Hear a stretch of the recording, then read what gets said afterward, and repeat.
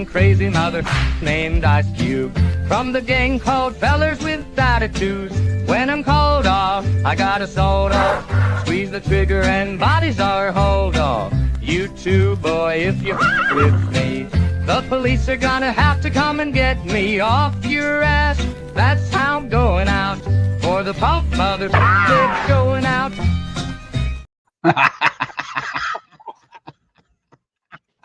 Good evening. Good evening. Very well. Good evening, Scuba Pete. Good evening, Si. Look at them, my pals, my best pals are here. Look at this. Good nice evening. I keep saying it every week, Si and Scubes. And it is getting weirder, right? So it's like 6:30 today. So, and I'm rushing to get this done. I'm rushing like, I've got to get these pictures done and I've got to get some stuff and realize this. It's only 9 o'clock when we do it. I'm like, I got to get home. I got to get this work done. Bit of comfort. Everything's done. We like it, don't we, this Scoobs? We're forgetting fans. I came home and I took a nap. Because I'm old. Do you know what? I've done the same tonight.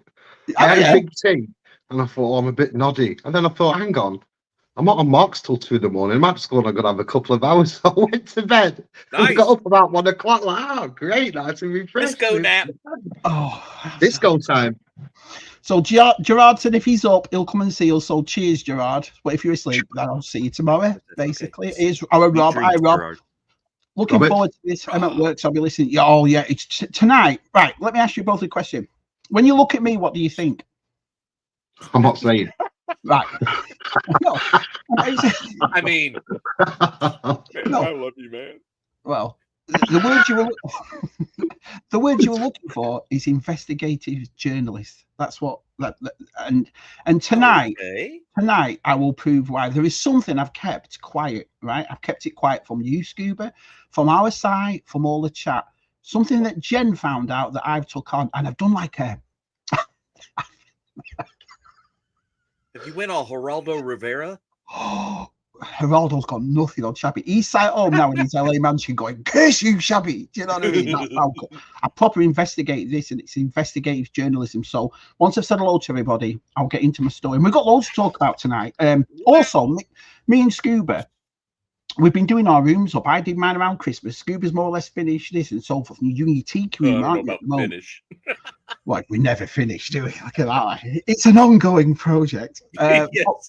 I asked Scuba if he'll send some pictures. So tonight as well, we're going to look at some pictures of Scuba's room.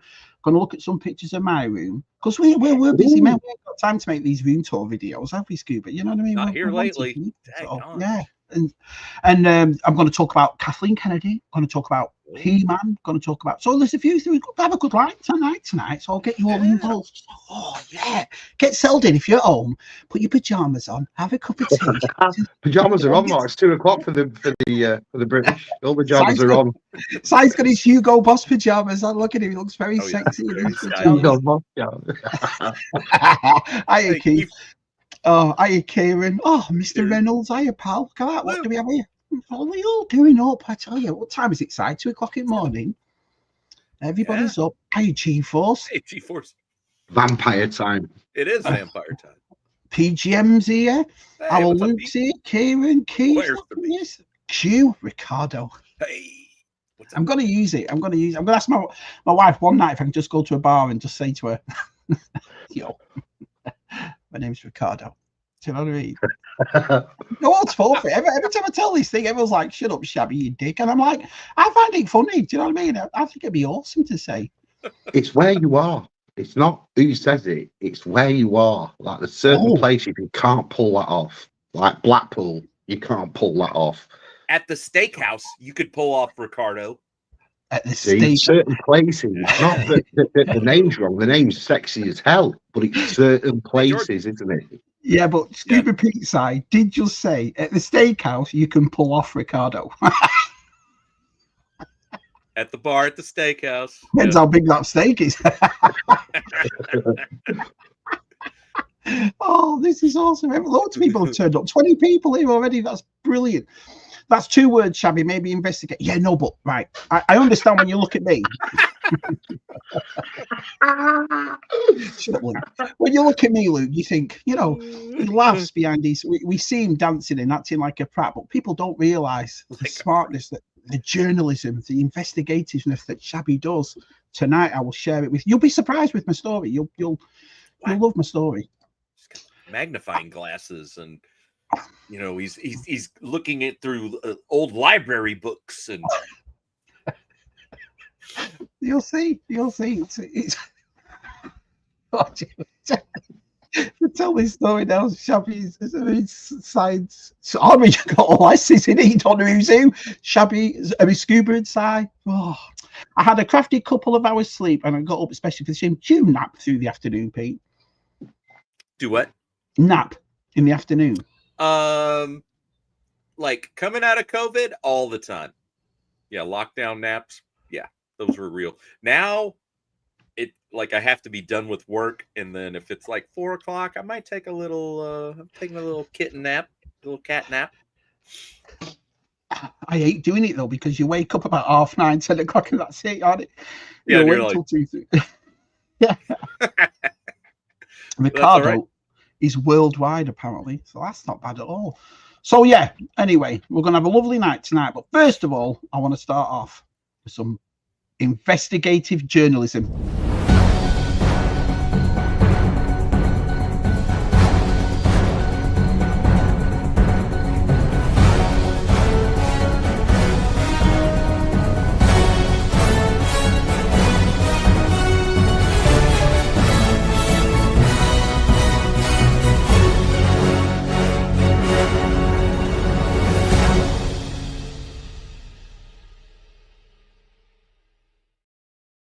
Wow.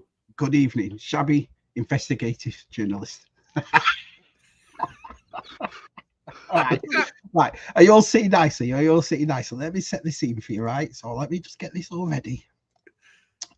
Right, here we go. So let me set the scene for you. So a couple of days ago, me and Gemma sat in the house, you know what I mean? And I don't know what it's like in your house, Si, when you Claire and Scuba and Leslie, but usually with the TV's on, and you both sat there on your phone, on each of your phones, and then you discover something, you'll say something, you'll send it to each other, you'll tell each other something and so forth. Well, this happened in my house this week with an alarm. It wasn't just there, oh my life, look at this. It was, oh my God, read this. So anyway, so we come across, and I made Jen send me this. So here we go. So this says here, it's from an anonymous member, as you can see. So it's on Facebook. It was in a group on Facebook that Jen's into. Mm-hmm. Let me set the scene. It says, I have been married to my husband for almost 10 years. We have 3 kids together. I thought I knew everything about him, his habits, his quirks, his weird little routines, but I was so wrong. A few weeks ago, I had the flu. I was congested, miserable, and I just needed to grab some tissues from the bathroom while my husband was showering. I wasn't even thinking. I just walked in. You know what it's like. You know, your wife walks into the bathroom or whatever. When you've been married for so long, it's not really an issue. But this is where it gets suspicious, Si and Scuba. That's when I smelled it. Poop. Right. At first, I panicked. I thought maybe he was sick. Maybe there was something wrong. I peeked around the curtain, and God wish I hadn't. He was using his feet to stomp poop down the shower drain. What? Right. I gasped. Like a full body, hand over mouth, horror movie gasp. My husband turned, his face frozen in pure embarrassment, mid-stomp. I backed away like I'd just caught an intruder in my house. I even think about what I said. What are you doing? Like an idiot, as if it wasn't obvious. Not just once, not just times, but many, many times, according to him. It's a clean way to squat naturally and save money on toilet paper. Oh my God. You ready for this? He even had a name for it. A waffle stomp. Oh no. No. A waffle stomp, right? And if you don't know what that means, don't Google it. I am begging you. I have not been the same since. I haven't been able to look at him in the same way. I haven't been able to shout. I haven't been able to show in there since. I feel like my entire reality has shifted. This man who I share a life, a home, children with, has been standing in our shower regularly, mashing poop down the drain like some kind of medieval goblin. Right? He acted like it was normal, like it was just this little secret life hack. But this is our shower, the same one our kids use. I don't even know where to go from here. Every time I look at him, I'm physically ill. I feel like I'm living in some kind of nightmare. Am I overreacting? Has anyone else been through something like this? Look at the Empire sign. I'm so lost. Please help. Right. Well, how are you supposed to help? So I was thinking about this, and I was like, well, that is disgusting. All right. Right. So look at everybody. Oh, no way, right? But it gets even better. So I was thinking about this, and obviously I had the same response as everybody here has. No, this can't be true. This can't be true. Well, this is where this is where the investigation comes in, right? Okay, Geraldo. Right, so here we go.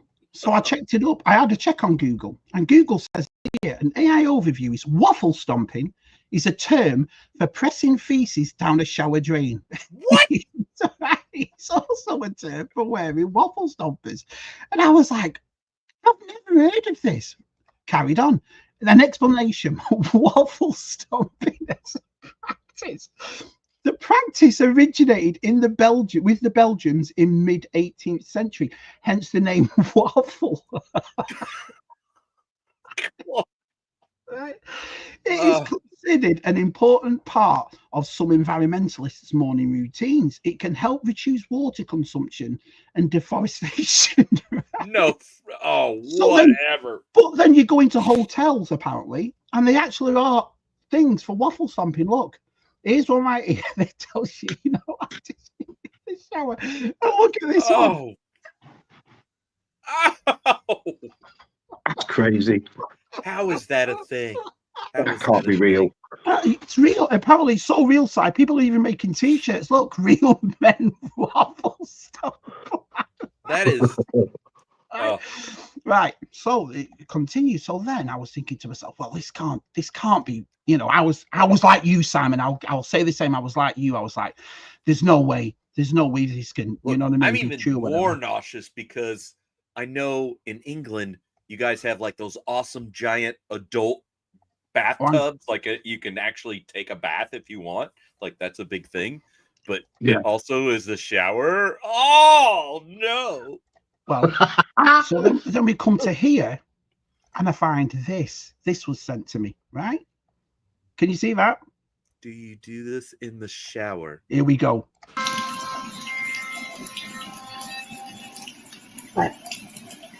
When you just stomp poop, and it won't go down your drain. Yeah, I'm still under the weather. What did she just touch that with her bare foot? What are you to do? I mean, I have a few suggestions for you. I'm going to say the obvious one, and please don't stomp poop in your shower. Down the drain. This is gonna push it down the drain. I hope it's very nice shower head you got there. Not have a toilet. You seem like you do this often since you're doing some kind of tutorial. Just this to other people. I'm asking you nicely. Please stop. So this doesn't tell me, right? So to carry on even more, Si and I are just like, what the heck? By the way, we did not know this ahead of time. No. My investigation goes further. Oh, you see, this is professionalism. I didn't just put up a picture. I've done thorough investigations on it. Look, Reynolds is leaving. He stayed up for this. Yeah, stayed up for what for out. waffle stomping. Good lad. So I like the thing about it and so forth. But then there's a massive, as you can see there, waffle stomping inside the world of shower poopers. So in November the 8th, 2024, there was a big thing on Reddit about waffle stomping, right? Oh God! So I looked it up. Oh, the There you go. hygiene. Oh, It's on the thing. It's on the website called Dudes Wipes. And it's all right here. And it tells you everything you need to know. Apparently, the thing about it is it's meant to be a lot more environmentally friendly. But the only person that has problems with it, are you ready for this? Are plumbers.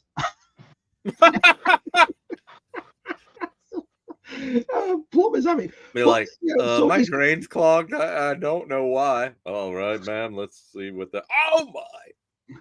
So they did a survey, right, on this thing, and the survey was done. It said, "Have you ever done a poo in the shower and shoved it down the drain?" Right? Yes, 6.9. No, 93.1. So 93.1 people haven't done it. But here's another thing for you, right? And this is the part that really got me. 1 in 30 people that you know waffle stomp. So that means one person that we know is a waffle stomper. Now I don't want to say any names.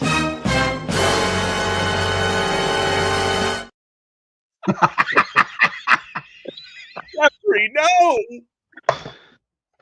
I always knew it. Oh,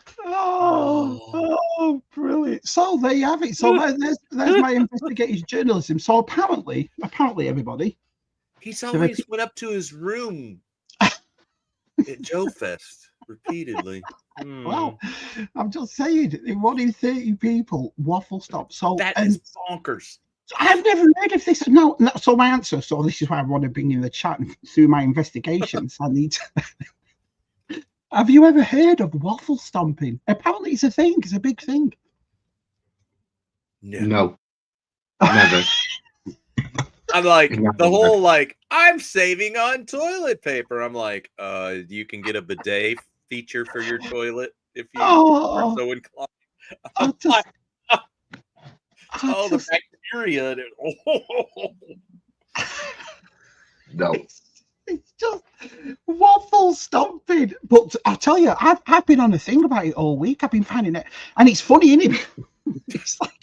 It's like I'm an undercover cop. You know, the more you discover, the more you learn. And there's honestly, Well, maybe you're the waffle stomper, and you're that amazed that it's come out, and other people do it. That you've been investigating this. Maybe it's you. What do you think, Pete? Because I've never heard of this story whatsoever in my life. Well, for a start, the British wouldn't call it waffle stomping. That's one thing we wouldn't call it. What would you call it? Well, I don't know, scrambled eggs or something. Sausage mashing, something like that. Clod stomping. Mash stomping. No, we'd call it something nice, wouldn't we? We wouldn't call it like I don't know. Nice. Like waffles, I suppose, yeah, but we wouldn't call it waffles. Waffle stomping, though. Those crazy Belgians. Oh, I know, and it's been going though since the 18th century. That's the part that got me, and I thought, well, I've been here 50 years and I've never heard of waffle, but it's been going since the 18th century in Belgium. Apparently, they swear by it. Apparently, what I will say is stick to streaming, Mark, because that story there was a load of shit. Hey, look who's here. There was something in the air that night. The stars were bright. Waffle stomping. I really took a dump there at the end. So. All that story's done is turn my stomach. That's all it's done. I was hungry. I sent me copies as soon as he told me what it was about, and he's just turned me down. Wait. Luke. Am I supposed to talk Kathleen Kennedy after that? I think this is why Luke changed his hotel in Blackpool that one time. You know, remember they had to change rooms? Listen. Yeah, I'm Luke here. said, can I stay in the room that's had the most waffle stomping in, please? But the thing is, this is the part that made me laugh because I was thinking the more and more I was learning about it, the more and more I was fascinated. The more and more I tried it out, the more no, I didn't do that. What? The more, but it's like the picture. So I go on to the which I had to be careful about going. Look at this. Do you know what I mean? I found a few other stuff, but that's behind the scenes talk. But when I found those pictures in hotels, no waffle stomping and all that, so it's got a foot with the poop on it. I was like, no way.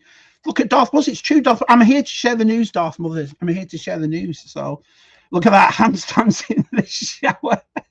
They walk among us. Well, 1 in 30. Wizzy says, oh, that's horrid. It is, but I mean, look at you. What? Wait till you see what your bride posted. I bet his feet up. Oh, this is not good. I'm going to be sick. This is just not good. Stop. But that's the thing, right? Everyone's had a sneaky pee in the shower. Everybody has. Do you know what I mean? The fucking. Just listen. Yeah. Everyone except our side. But what's next on? What are you doing, Simon? I'm just taking a shit in the bread bin. It's nothing to do, you know. That's what we do. Oh, I'm just saying. Here we go. Must use a V-Days. It's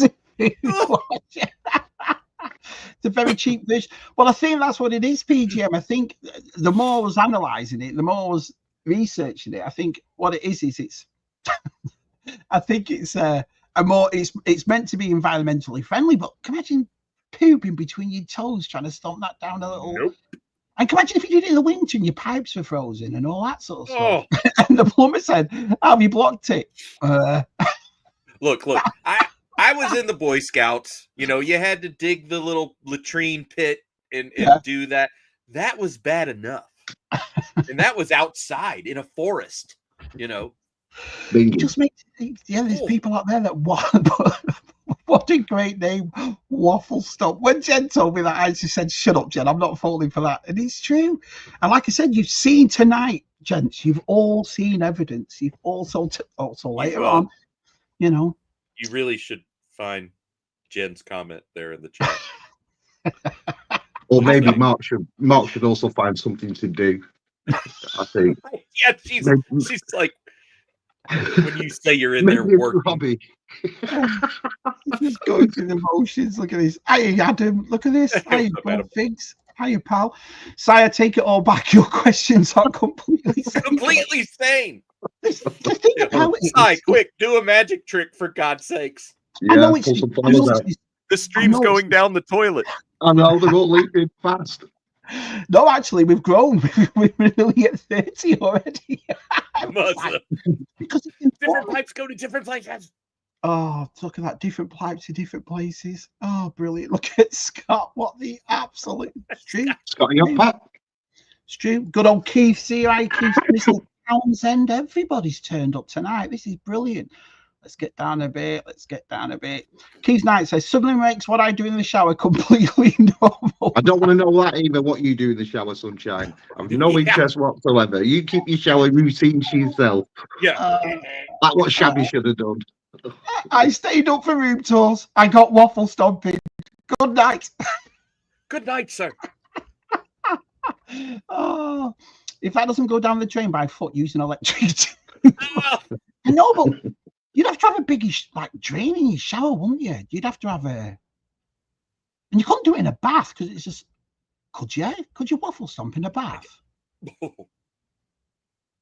I don't want to. Now I'm starting to get nauseous. Just saying. Look, there's more. No wonder you start listening to him. It's just the facts. Just Shabby the journalist. It's nice to see someone is appreciative of my journalism. It's nice to see. Yeah. Yep. Keep scrolling. Leave it to Jen to find stomping. It's true. Enter the stream and it's shit stomping. Yeah.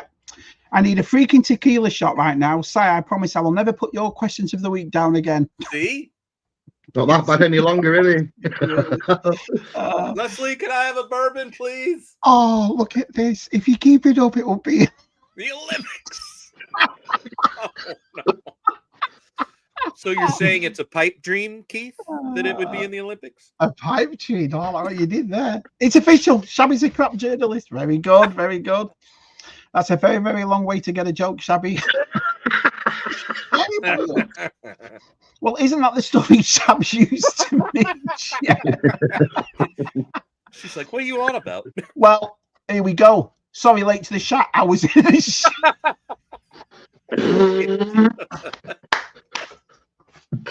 Tell him, Jen. Tell him, Jen, it's true. It's true. Oh, brilliant, Jen. Never heard of this, and now I can't undo it. Choose. Well, I'm just informed. Listen, you could go to your friend's house, and the next time you go, and you sleep over one night, whatever, and you said you fancy a shower in the morning, you might go, oh, I don't know. Jeff Parker. So that's 2 people in 13 hours. No waffles were harmed in Shabby investigation. Nice, JT. Oh, brilliant.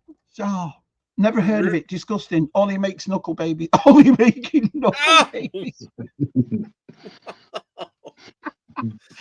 Mrs. Scuba Pete. Jeff goes to a room for potty, then comes back squeaky clean. Leslie dudes. Oh, everyone's saying hello to our Jen. Like a brown Play-Doh fat factory. That's why it does make me think of the old Play-Doh pumper thing, you know, with like you pat the screens and you. Oh, brilliant. Here we go. So our Jen says, I missed if you mentioned it was posted. Yeah, we started off with that, Jen. It's proper professional journalism, Jen. It was posted anonymously. It's now the time to confess I was the anonymous. Oh, brilliant. Absolutely brilliant. Is that why you moved? The house, this house had a bigger shower? Do you remember that time we were outside, yeah, bigger drain. You saw that water from there? That's what it was. It was Jen pooping in the shower. I knew it. Oh, hi, Shannon. Poop. Well, it's true, Shannon. What can I say? You know, Leslie, the boys have a terrible suggestion to save toilet paper. Oh, no. What? Toilet paper is only a couple of quid. It's not expensive. No. £4.50 for 9 rolls from Co-op. Take your card. Games till they run out. Well, I'm just saying. Do you know what I mean? I don't understand. Here's another part I don't understand. We're going to have this conversation right now, and my wife will back me up here if she's here. I've never understood why toilet paper, why people would buy expensive toilet paper. I've never understood it. I've never. Right? So I'll go to like the Dollar Tree and whatever and buy a 4-pack, and Jen will go, oh no, we need some ply and all that. And I'm like, why? You wipe shit on it. What do you need to spend, like, because people do those things. You go down Walmart. You gotta be. I mean, obviously, we're in the thick of it, as it were.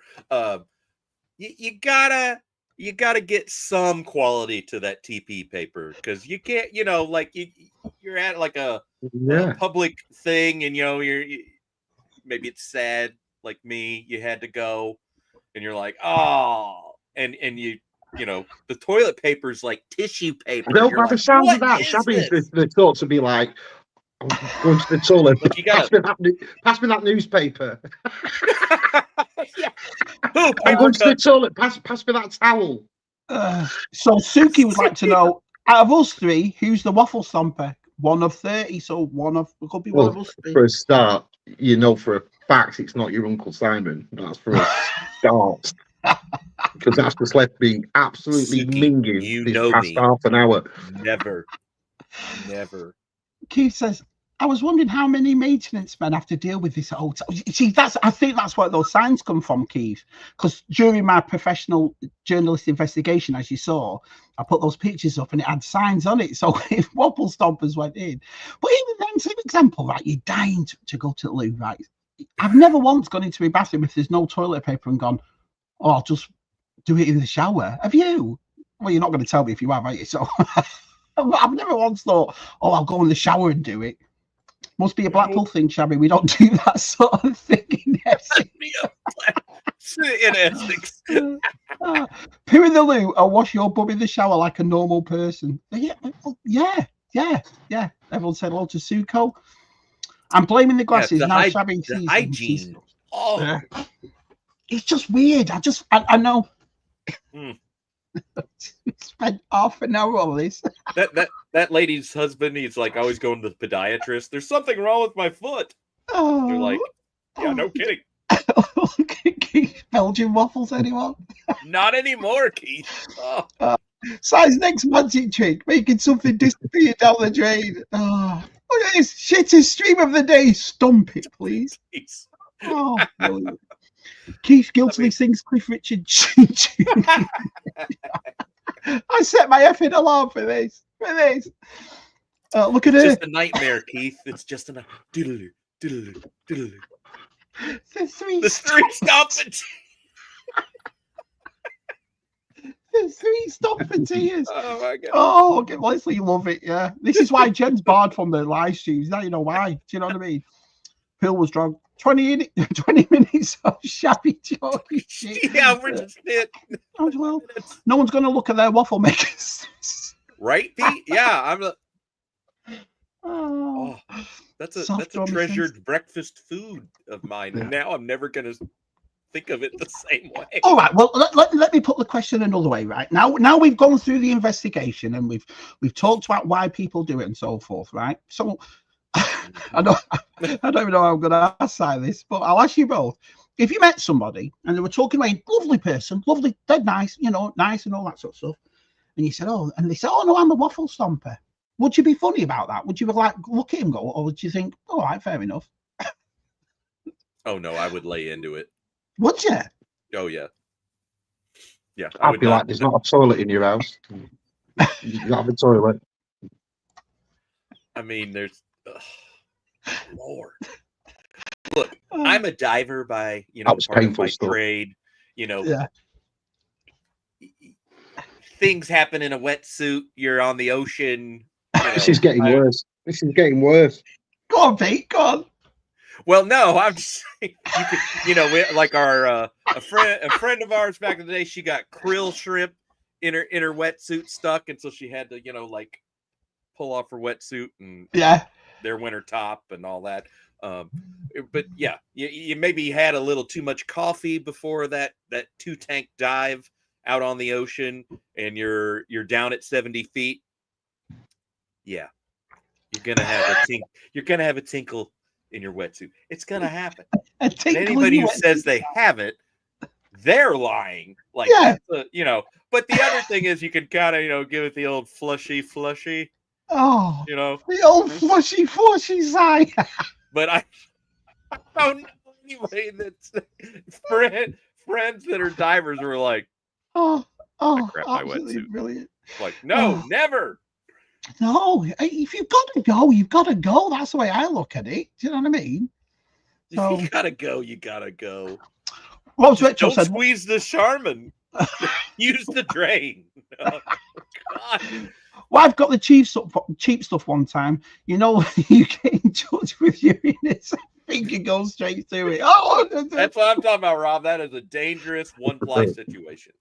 Darth Muzzers worked it out. There is 27 in the chat, and there's 3 on the screen. So one among us.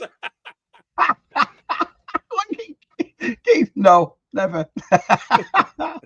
Look, I know we're talking about poo and showers, but Scuba, have you got the Flight of the Conchord t-shirt on, mate?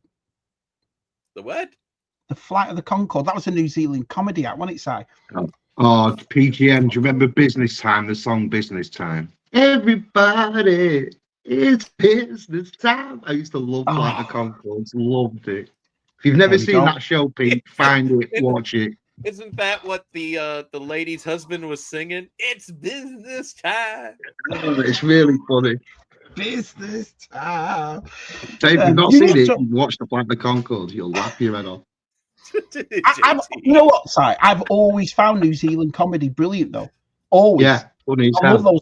What was the other one? Something versus Eagle. Do you remember the nerds that played the video games? And she had, it was one of my, was it? Oh, I remember, yeah. Oh, do you remember that one they did that they had to stay up? and he wouldn't go to sleep. And when he fell asleep, his mate on the sofa. It was one of the funniest things ever. That was great. That. He fell out because what is it? She beat him at that video game he's been the champion for years. It's stupid. Pete, I've got to send you this movie to watch if I can. Pete Jim will probably know what I'm talking about, but he's one of the best movies ever. Like New Zealand comedy is never like, I don't know. Do we have an import ban on that? I don't know. Oh, it's brilliant. I think it's funny. JT says you need a decent toilet paper. You don't want to give yourself an unexpected anal probing. Well, yeah, that's probably that's probably right. Kept crap out the shower, crap out the window. Well, there you are. There's an alternative for you. I'm just going to throw the cat out. Won't be a second. Which is code for Si needs to be sick. Si's got to be sick. Exactly. What genius came up with the idea before wiping with the paper? I don't mind the wiping with the paper. I don't want it to make out like I'm a dirty bugger. I just don't understand why people spend $10 on toilet paper. I've never worked it out. I mean, as long as we're staying on this poo train. So I'd never used like a bidet feature until I was in the West Bank in Israel. Right. And so we were in the West Bank at a shop, and a very nice shop, and the bathrooms were like palatial, right? And I go in there and I was like, whoa. I mean, it has like its own separate, nozzle, and I'm like, what's that? And I was like, well, if there ever was a time, and I was like, and it's like the water's warm, and you're like, that is clean, unclean, I'm like, that's what a bidet is. It's the same type of thing. I was fascinated by this week because it's something I've never ever thought of ever. Bonkers. And the fact that there's a word for it, and the fact that there's Facebook groups on it, and there's it's a thing. It's not like, oh no, it's just a tongue-in-cheek joke. Professional journalists have written about it. It's a bit. I just thought I'll share it with everybody. I think everybody should know this. Eagle versus Shark is that movie, Scuba. It's brilliant. Anal probing, the subtitle of this live stream. I agree. Would it make a difference if it wasn't a solid poo? Diarrhea wouldn't need stomping. It wouldn't even need to be toe punted. Bit too much there, JT. Bit too much. Look, size. Right? Yeah. Just gotta let the cat out. Oh, brilliant. What's the paranormal? Oh, Wellington Paranormal. It's one of the funniest comedies I've ever seen. It was brilliant. So, look at Left Coast. Sorry, I'm late. I was taking a dump. We can get the Canadian view. Rick, have you ever heard of this in your entire life? Oh, look at this pressure. I gotta say, the Canadians, I'm sure, are like, what? Rob's Vetro, who's getting the I with stop this Oh God. Yikes. Right, thanks for that, Rob. Thanks for that. I'll get that made tomorrow. Leslie makes me sure. Breakfast meetings of all of us will never be, and I mean never be the same. We're like, do you have any waffles? And watch everybody turn green. Let's get them pumped. Let's look at that. Let's get them pointing at each other. Oh, absolutely brilliant. Absolutely. But anyway. Nearly an hour in. Anyway. 40 minutes of poo. Interesting, though. You've got to admit whether it is interesting. You're not interested. Frightening. No. So must be a British thing. Look at all the countries Scuba blaming each other. It's not us, it's New Zealand. This is not us. Clearly it's Australia. We all know Left Coast is to Belgians, and we can all agree with that. Because of my extensive journalistic research, I found out that it's 18th century Belgians that have And Si wrote all of his notes on toilet paper. and Jeff Barker. We have evidence of Jeff Barker. I'm Jeff Barker. Right, yeah. Could you show that? I mean, it's kind of a shocking photo, but could you show that again? Well, like I said before, first of all, Pete, we've got to be careful. We don't want to be sued, do we? So we don't know who out of us lot the waffle stomper is, but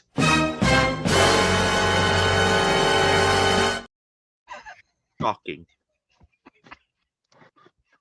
You think you know it? I'm Absolutely brilliant. Absolutely brilliant. Anyway, moving on. Look at this. Oh. That is the official picture of Masters of the Universe, the official one. What do you think to that? Movie. Of the movie. I can't wait. I think looking at that sword alone, it's gonna.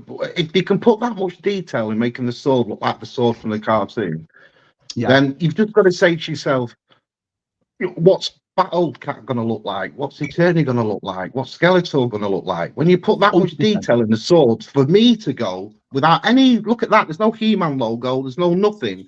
No, but we all go, oh, look at that. I think people that go to put that sort of detail in, I think it's got to be mint. It kind of has more of a Conan the Barbarian feel to it. So if they're doing that kind of quality, this the thing is, definitively excited. If they do this right, this could be the next. I mean, if you followed Motu like we all have, and you know the lore of it, and you know the character of it, this could be huge, man. This could be, if you do this right, kids. You'll get that next generation interested in Motu and the toys and all that. Yeah, we talk about this all the time. Oh, I can't. Honestly, I am so looking forward to it. I'm liking, because this has been said for years, though, and it's Si and Scoobs. They've said it for years. Yeah. We're making it. And I remember a couple of years back. Well, a couple of years back, they had that Battle Cat concept art. Do you remember? Someone had done it in that, I could see, and it looked absolute. And that was a few years back. So Si's right. Imagine Eternia. Done professionally, the CGI and all that sort of stuff. It'll be absolutely kind of that Lord of the Rings, absolutely feel to brilliant. it. So these are the people that are in it, and I'm hearing a lot of people kicking off about Jared Leto as Skeletor. But what do you two think to that? Well, he's not going to be Jared Leto, is he? He's going to be Skeletor. He's going to be masked up. He can't be Jared Leto, So see what performance he get. I don't mind Jared Leto. I don't mind him in stuff. There's a lot of kick off when people was in Tron Ares, and I'm like, well, I thought he was I don't mind him. I liked him in that. I liked him in Tron. He was in Panic Room. Yeah, I like Jared Leto.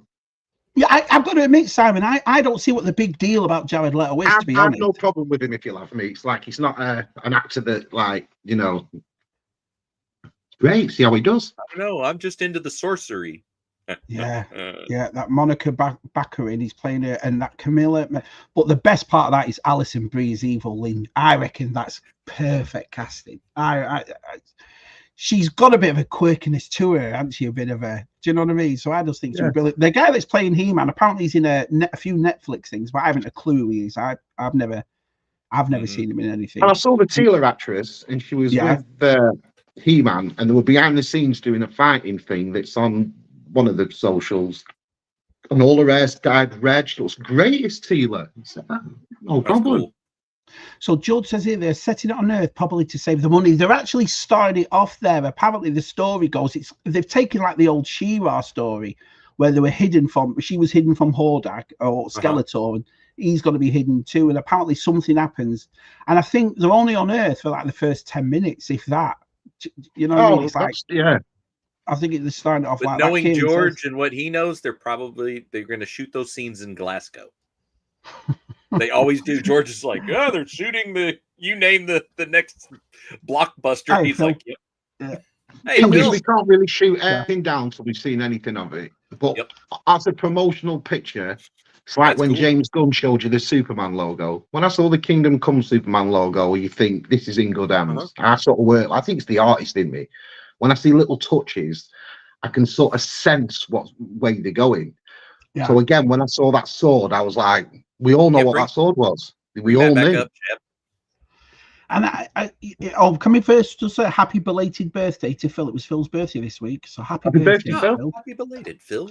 The handguard seems a tad underdesigned, but the Greta looking teaser pick, it's a great looking teaser pick. I think so, but it looks like the power sword. So I agree with what Si said. If it was a completely different sword, we'd all kick off about that, wouldn't we? Do you know what I mean? Look at the lightsaber. It's not.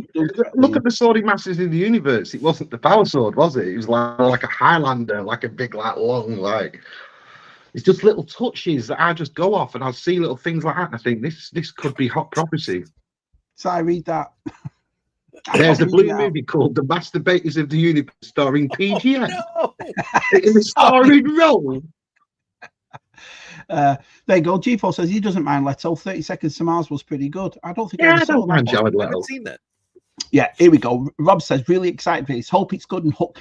See, I don't mind the kid element for this, Rob, and I hope they do that. I hope they make it a family-friendly thing. I don't really want it to be like dark and dramatic and that kind of thing.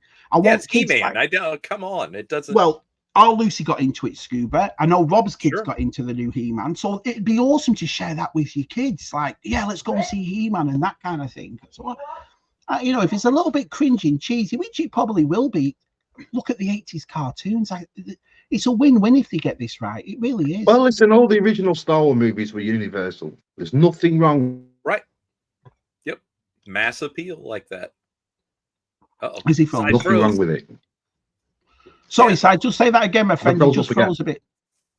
I'll just say that there's nothing wrong with all the original Star Wars movies. Were all Universal, and we all love them very much. They don't need to be full of violence and adult things and sex scenes and blood and gore for you to really enjoy something. My whole point of this is my whole point with every movie that's made today.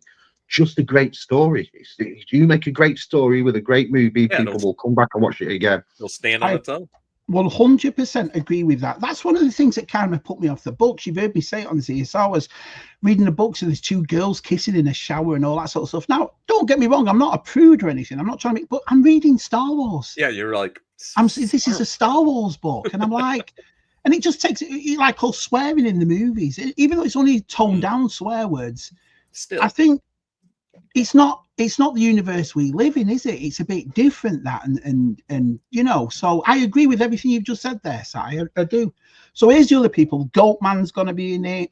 Susie, I think Goatman's from the audio books or the comics, and he wasn't in the TV. Not bad.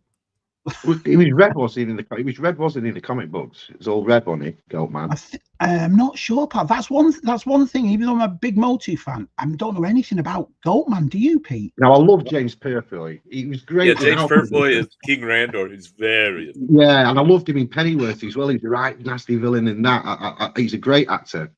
Have you ever heard of Charlotte Riley, lads? Because she's beautiful. She looks really cute. No, I've never seen her. That's Sashir Zamata. Susie, she must be an English bird. An Earthling that goes with him, because there's no Susie in Masters of the Universe that I know of. I try to. Do you know, Pete? Not that I'm aware of, but you know that whole like my canon for Motu is like what I remember from the cartoons. Well, they did shoot Dial of Destiny, Batman, Batwoman, and The Flash, so DC would love a place for some reason. That's all Glasgow, in it.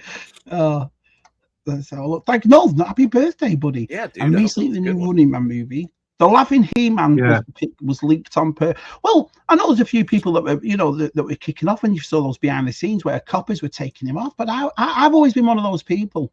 I've got to wait to see it first. Once I see it, then I'll turn around and say whether it's good or not. But I hope it is. I really do. So, I'll do it if Si pays well. 50p. Aussies let us banned. Right, got you. Just got back. I wonder who'll play Orko. Yeah, Orko's bound to be in it and so forth. It's just, I just can't believe. Well, we've seen evidence of that this week. Orko will be played by Universal toy collector Stu. He's got the job as Orko. Yeah, he said, I agree with Phil here. That's one thing that was missing from the 87 one. It was Battle Cat. It's not He-Man without Battle Cat. Yeah. Definitely not. So Panther as well. Oh man, I'm getting it's weird. I'm so excited for this movie. I cannot wait to take it. We're so starved for good media, good story that Karen. We are. Yeah, I was like, I'm champ. Good big fight, champ. Yeah, that's like PGM. You everyone giving PGM. Yeah, the two. It wasn't that book. That was the other book I was reading. Charlotte Riley is an English actress who is married to Tom Hardy. So that's Tom Hardy's missus, who's playing Melina. Oh man, right. I honestly, I just can't wait. But it's just nice. It's just I think what it is the Marvel movies. You know, everyone's big. Oh, right, another Marvel movie and so forth, and the same for Star Wars. So it's nice to have an IP that, and once again, it's an IP that we had as kids. Please do it well. Just give us a proper story. Come on. But the guy that made it, he did he did Kubo and the Two Strings. He did Bumblebee, which I like Bumblebee. I thought Bumblebee was a great movie. a lot. And so the same writers of those movies are writing this. So what do you think? What do you think its chances are, Si?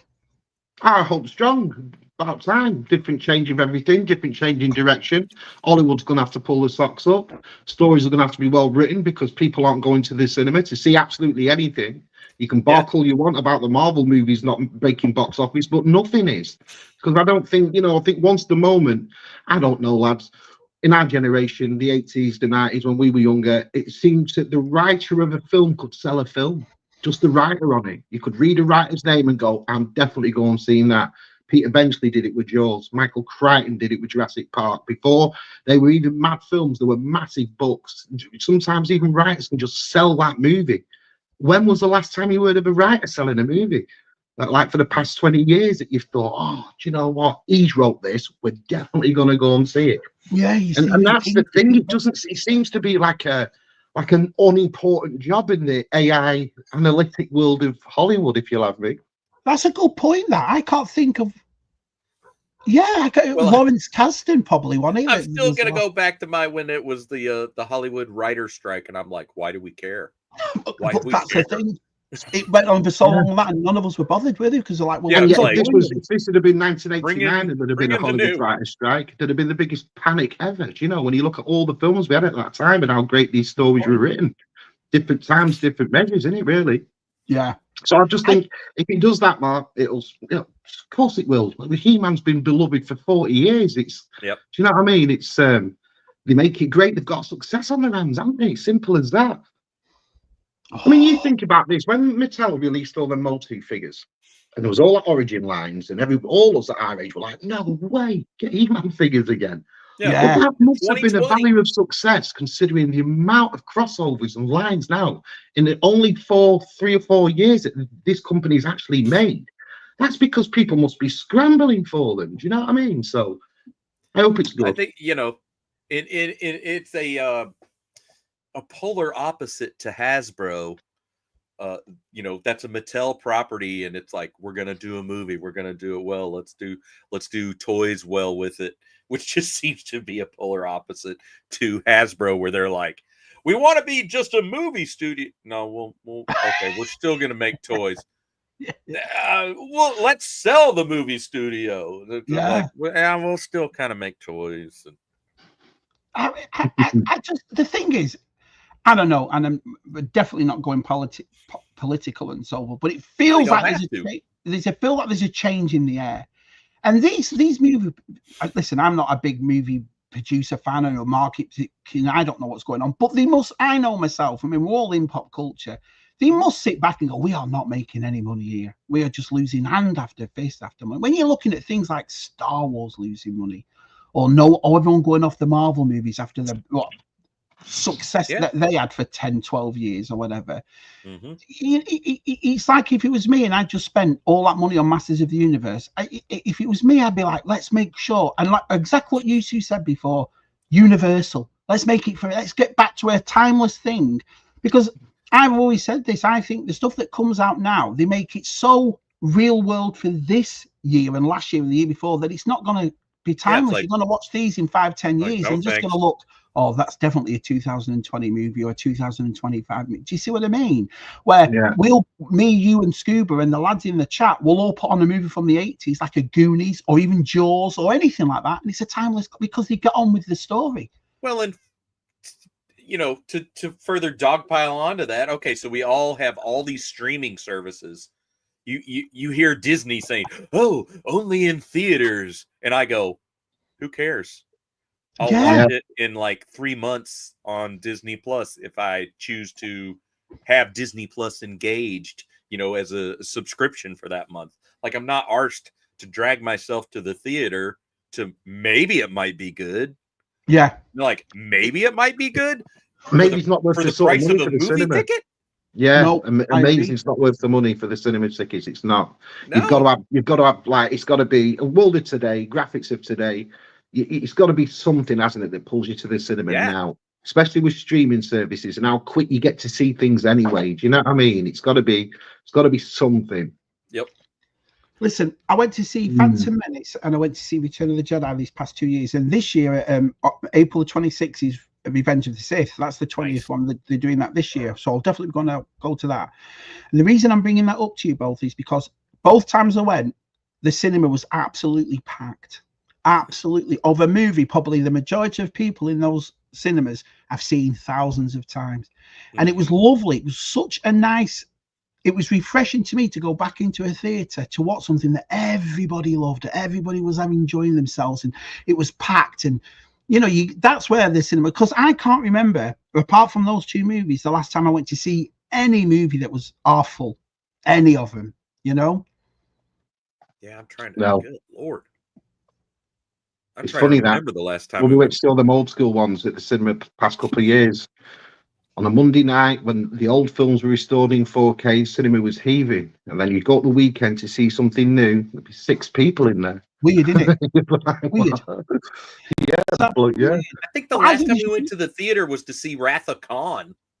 Like, you know, which was, you know, it was pretty busy. Oh, right, like a redo of it. Well, a re-release, you know, they're bringing it back, you know, for like a 1 night or 2 night thing. Yeah. And that was busy. Other than that, the theater was like a freaking ghost town. Now, granted, they do, I don't know about like over in England or what, but here, you know, a lot of times they do those special showings like on a Tuesday night when it's deader than a doornail anyway. Yeah. But I just feel like it's so expensive to go to that with your popcorn and your drink. And then you go there and then everybody's like, what? No, I'm at the movies. I'll call you back. Or, you know, or they're just flat out talking. And you're like, oh my God, it costs like $80 for a couple to go to the movies. And there's some twat down the thing, you know, on their phone. And it's like, I'm not having it anymore. Well, though, do you not think it's like, you know, in a way, whether the movie's a masterpiece or not, you have that feeling, don't you? Movies nowadays where you're like, do I really want to sit through that and come out pissed off again? Do you know what I mean? Or like, or whatever. You know, the lads are saying it. I mean, I don't know how much is an average cinema ticket where you are, Si? Because over it's like $18 in it. Well, we've got a new cinema now in Blackpool. We closed the old Odeon down and we've had a new one rebuilt. And I was looking into cinema tickets because we're going to go and see Superman when that comes out in July. And the price average for a good seat in this new cinema is £23. So for me and Claire alone, that's 46. So do you know what I mean? So when you put your sweets on top of that, we'll probably have a night out before or after, what time we go and see it and stuff. And you're looking at £150 night, aren't you, just for the cinema? Yep. Is this your movie though this year, Simon? The Superman one? Well, to me, there's Superman and Fantastic Four as well, because like you said, from the comic book background I'm from, that Fantastic Four just looked fantastic to me. Honestly, seeing that trailer, I was like, okay, that makes me want to go. It's just for the first time seeing Jack Kirby's thing. It's just that's what did it for me. I was like, this again, the little details in things and I was like, this is going to be. I hope so. Marvel's not had a good track record lately. But the way I see it is they've now got all the big players back. You know, your X-Men's, Wolverine, Daredevil, Silver Surfer, Doctor Doom. All the big players are back. I can't see Marvel failing with these boys. I can't. And I hope they don't. You know, I hope every Marvel film's fantastic, you know. That's the good thing you've just said. It's not as if we all want them to fail. We're all every one of us. If anything, we're like hungry animals for like. That's what I really don't like about the world of today, where it's 2025 and it seems to be the attitude and the fun you get out of Star Wars now is laughing about it. Going online and watching videos where everybody's laughing about it. And I'm like, this is Star Wars. Do you know what Return of the Jedi means to me? Do you know what I mean? I'm like, how could you do this for the past 10 years with one of the, if not the greatest cinematic franchise of all time? Well, that's a good segue. Because my next thing to talk about was this. So Kathleen Kennedy is planning to exit Lucasfilm. Now, I've heard this all week. Lucasfilm itself hasn't come out and said anything, so we have to play this by I'm ear. like, this is we've heard this song and dance before. We have heard this song and dance before, but I've got to admit, you know, and I'm going to choose my words carefully about this lady, because it's easy to blame her for everything. It's easy just to, you know, like she's like the, you know, the scapegoat, if you will, and so forth. But Sure. I would have thought, to be honest, she would have been gone years ago. To be honest, you know, even her, it's not as if she needs the cash, does she? Do you know what I mean? And I would have just thought, you know, this ain't working. And but why do you think she stayed so long? Because she didn't make any decision. She works for the big house. I've always said the same thing about Kathleen Kennedy. She's a scapegoat for things that go wrong, and she's a scapegoat for things that go right. You've always She will liked her, never make a professional decision for Disney, ever. They had an agenda to push like everybody else did, and they've pushed it. Whoever was in charge made no difference. I watched our TV goes all woke.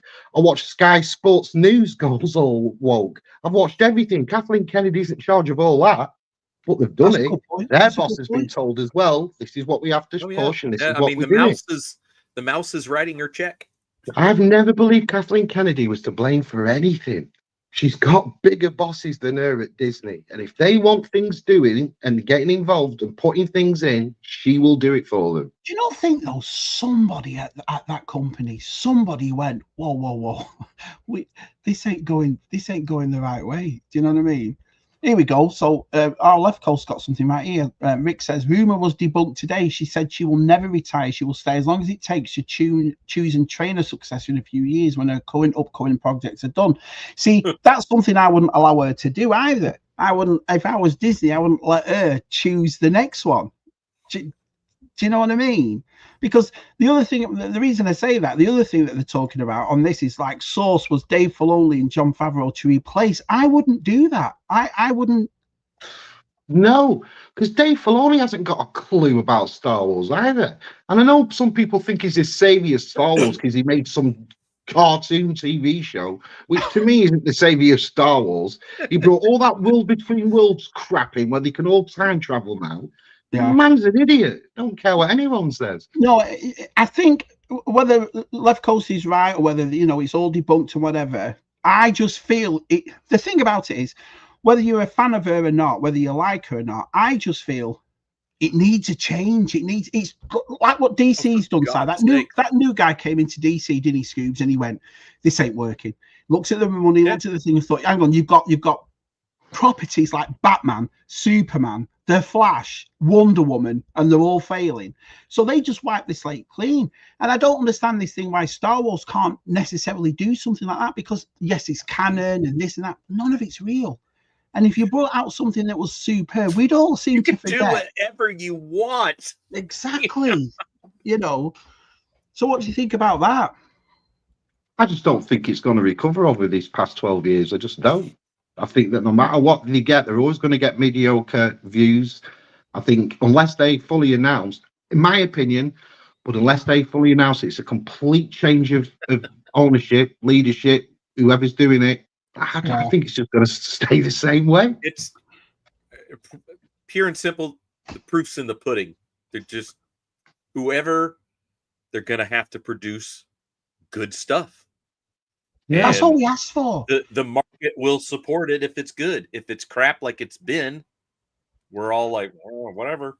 But the thing is, you know, I you know, and I'm going to say my opinion. It wasn't always like this. I liked The Force Awakens. Then all of a sudden, Rogue One came in. It was brilliant. Then all of a sudden, Rogue One then it just ended with The Last Jedi. To me, I've never known anything like it, an experience. I don't, you know, I still can't believe it now after nearly 10 years. What's happened there? But then you bring back The Mandalorian and Andor and Bad Batch and Rebel, and I'm like, this is, you know, and Vision. So half of it was good, but it's like what Si said. You can't base a whole thing on cartoons, can you? You can't. You know, it's like it's a bright spot for sure, but it's not something to just completely hang your hat on. Do you think it's missed on the big screen? Do you think it's missed on the big screen, Si and Scuba? Hell yeah, you do. Absolutely. Is that what it should be? But again, you can't put anything on the big screen that everyone's just going to laugh at, because that's the quickest way to ruin anything. And then not only do you do it once, then you do it again, then you do it again. And then you're telling me that the biggest cinematic experience in the world is now saved by TV shows and cartoon shows. Mm. It's a bit, Yeah. I find it a bit crazy. Not saying that I'm giving any of these devalue. I'm not saying that. You've got to understand that it's the biggest thing at the cinema. How could you take this on and just get it so wrong? I think we just bought it at the wrong time of a movement. I just do. It's a good point. It's a really good point. No, I think it belongs on the big screen. Shows and cartoons, TV shows and cartoons could lift that up. I'm not saying that they need to have some sort of huge connection, but let the theater, the big screen talk for properties like Star Wars. Let it talk for Indiana Jones. Like, for God's sakes, reboot Indiana freaking Jones. Like, pick someone young and let's just start again. Don't make the same damn movies. Oh my God, it's a big world. Hey, Jesse, so many adventures to be had. Let's see those with a new face. Well, I always thought that when it came to Harrison Ford as well, Scoobies, because Harrison Ford wasn't the first pick for Indiana Jones. It was Tom Selleck, but he couldn't get out of the Magnum contract, right? So he wasn't even their first pick. And I agree, I've always been able to separate the actor from the character. So when I watched Solo, I didn't mind Solo. I didn't mind that it wasn't, I wasn't one of those, it's not Harrison Ford. Can't watch it, it's not Harrison. I was never that bloke. I was like, yeah, I'll watch it. I don't mind. Because I like the mannerisms or the character of Han Solo. I didn't go and see a Harrison Ford movie, if you will, And I thought the same way about Indiana Jones, because when you saw that movie, it's one of those movies, I didn't think it was as bad as everybody says, but would I watch it again? Probably not. Do you know what I mean? It's not one I can't wait to stick on, like you have Raiders on in the background and so forth. And I was like, what am I watching? Yeah, it was. But, again, we don't have to get into the whole politics and in the swamp of these, but yeah, it's just like, that was not a Indiana. Like, why does it have to only Harrison Ford can play Indiana? Be like, oh my God, really? It's just, that's the thing. I remember, I love Harrison Ford. That's the thing. From Empire Strikes Back, like, he's my dude. We're not slating Harrison Ford. I agree with you there, buddy. But we are talking characters, and when you want to take this franchise on for the next 40 years. Obviously, you've got to come back to realism. Actors age. You just saw him in that movie, an 81-year-old Harrison Ford, and it's like that woman was looking after him all the way through, and it's sad in a way. Well, my point is to do all this though to eventually do it. Let's be fair. Harrison Ford passes on, heaven forbid. 20 years, 25 years, 30 years passes, and Disney still has this Indiana Jones franchise, one of the biggest franchises Lucasfilm's ever made, biggest outside of Star Wars. Do you really think they're going to let that sit there and they're not going to do anything with that? It's just going to dust up. They'll be thinking the next. So my point is, why not change it now while it's hot? But you eventually are going to change it. There's no way you're going to let a property like this sit down. What you're going to do, CGI Harrison Ford in it in the next 30 years. I think we'd all accept that to a point because it'd get to that sort of level. But Raiders is my favorite ever film of all time. Raiders of the Lost Ark is the number one for me. Would I be bothered if they changed Indiana Jones like what Shabby says? Not at all. Not at all. If you said to me, this kid, Alan Smith, is going to be your new Indiana Jones over 6 movies over the next 20 years, I'd be all for it. Pick the right kid, I'd be all for it, Just like Bond. Yeah. 100%. We all saw Daniel Craig coming down the Thames, and we all went, "What the France is that?" So flipping ugly blonde and all that. Then you saw him in Casino Royale, and within 10 minutes, we were all like, "Holy shit!" Yeah, Matt's Collection's just hit the nail on the head in that comment he's just made there. The nail on the head. Indiana Jones ended with The Last Crusade. That was the last great. I've never looked at Indiana Jones as an old man like he's Indiana Jones. Like, oh no, go and have your dinner, go and put your rug on. Do you know what I mean? Stick fire on for a bit. And it's I would have rather, like you said, Mark, I would have rather changed an Indiana Jones and had a good bunch of movies. You can't, let me ask you this. When Lucasfilm was bought by Disney, and we all had to, oh my God, what are we going to do with Star Wars? And we also said, what are we going to do with Indiana Jones? Sure. We did. Because you saw the power of the mouse in a good way. You did, yeah. Wow. I mean, look what they do with the theme parks and the movie production. Like, this is great. Oh. Yeah. I agree with that. I do agree with that. You're making some good points, boys. You're making some really good points. And We another all thing, Mark, as well, let me ask you this. If I turned around to you and said, right, I've got 2 films here, and both were originally played by Harrison Ford. One's the new Han Solo, and one's the new Indiana Jones. Which one's been replaced? I think we'd have all have said Indiana Jones. I don't think anybody would have said Han Solo. Do you know what I mean? Mm-hmm. So it's funny how they didn't. It is. I'm watching the Indiana Jones Chronicles. They're on YouTube, you know, for free. And I'm enjoying those. And I'm like, this. Like these were small little serials. I'm like, I'm not even saying go back and do those same Chronicle adventures, but I'm like, just give it that kind of love. Yeah, started off from the beginning. Yeah, a young Indiana Jones. Here he is. He's going to be Indy for 15, 20 years. Like Hugh Jackman was Wolverine. He's going to be Indy for all these years. We're going to have so many adventures with him. But it starts off pre-World War II. It's late 1920s, early 1930s. Do you know what I mean? It had been... They miss a trick, don't they? Maybe they like burning money. Maybe they do. I think they do. But this is my point. It's like the all 3 franchises from Lucasfilm. Willow, it's not even on Disney Plus anymore. They took that straight off. Star Wars and Indiana Jones. Who would have thought we'd be like this? Us 3, like these 3 biggest franchises. We'd be over going. Left Coast says, I bet Godzilla hit Zero director gets a Star Wars film. The one that from -1, that film, I loved that film. I loved it. I thought it was superb. For sure, Pete, he's had more than 6 adventures, right? Yep. Indiana Jones and the Temple of the Wombles. Why can't film studios take from 007 and use different looks to continue the legend? It's fascinating to me. Especially, listen, whatever your political stance is, that's fine. But Mark Hamill's just turned into a tulip, honey. Let's be honest. Do you know what I mean? He, you know, I saw him at the BAFTAs last week. His pants fell down away. He's always got something to say. And to me, being a person who's self-employed, like these people are, you divide your audience. I don't get this divisive. It's like that silly cow from Snow White, the way you've divided your audience straight away. You know, I think people's religious, ethnic, this, that, all everyone's beliefs should not be in entertainment. It should be story first and foremost. That's just my opinion. Yep. I don't go to the movies to be preached at. I mean, not that there aren't. There's obviously movies that come out that's their direction, their motive, and you're like, those aren't the movies that I go see. I mean, those are the ones that get nominated for the Oscars, and I'm like, what? I've never even heard These of aren't that. the movies you're looking for. Yeah, but these are not the movies that I'm looking for. No. Whoever takes anything like these properties needs it to be good, and it does with new actors portraying these franchises. I've got to admit, Star Wars, Indiana Jones, and all that, like I've said previously, it's not Mark Hamill, Carrie Fisher, Harrison. It's Indiana Jones, it's Han Solo, it's Princess Leia. Do you know what I mean? That Millie Bobby Brown from Stranger Things, Sebastian Stan.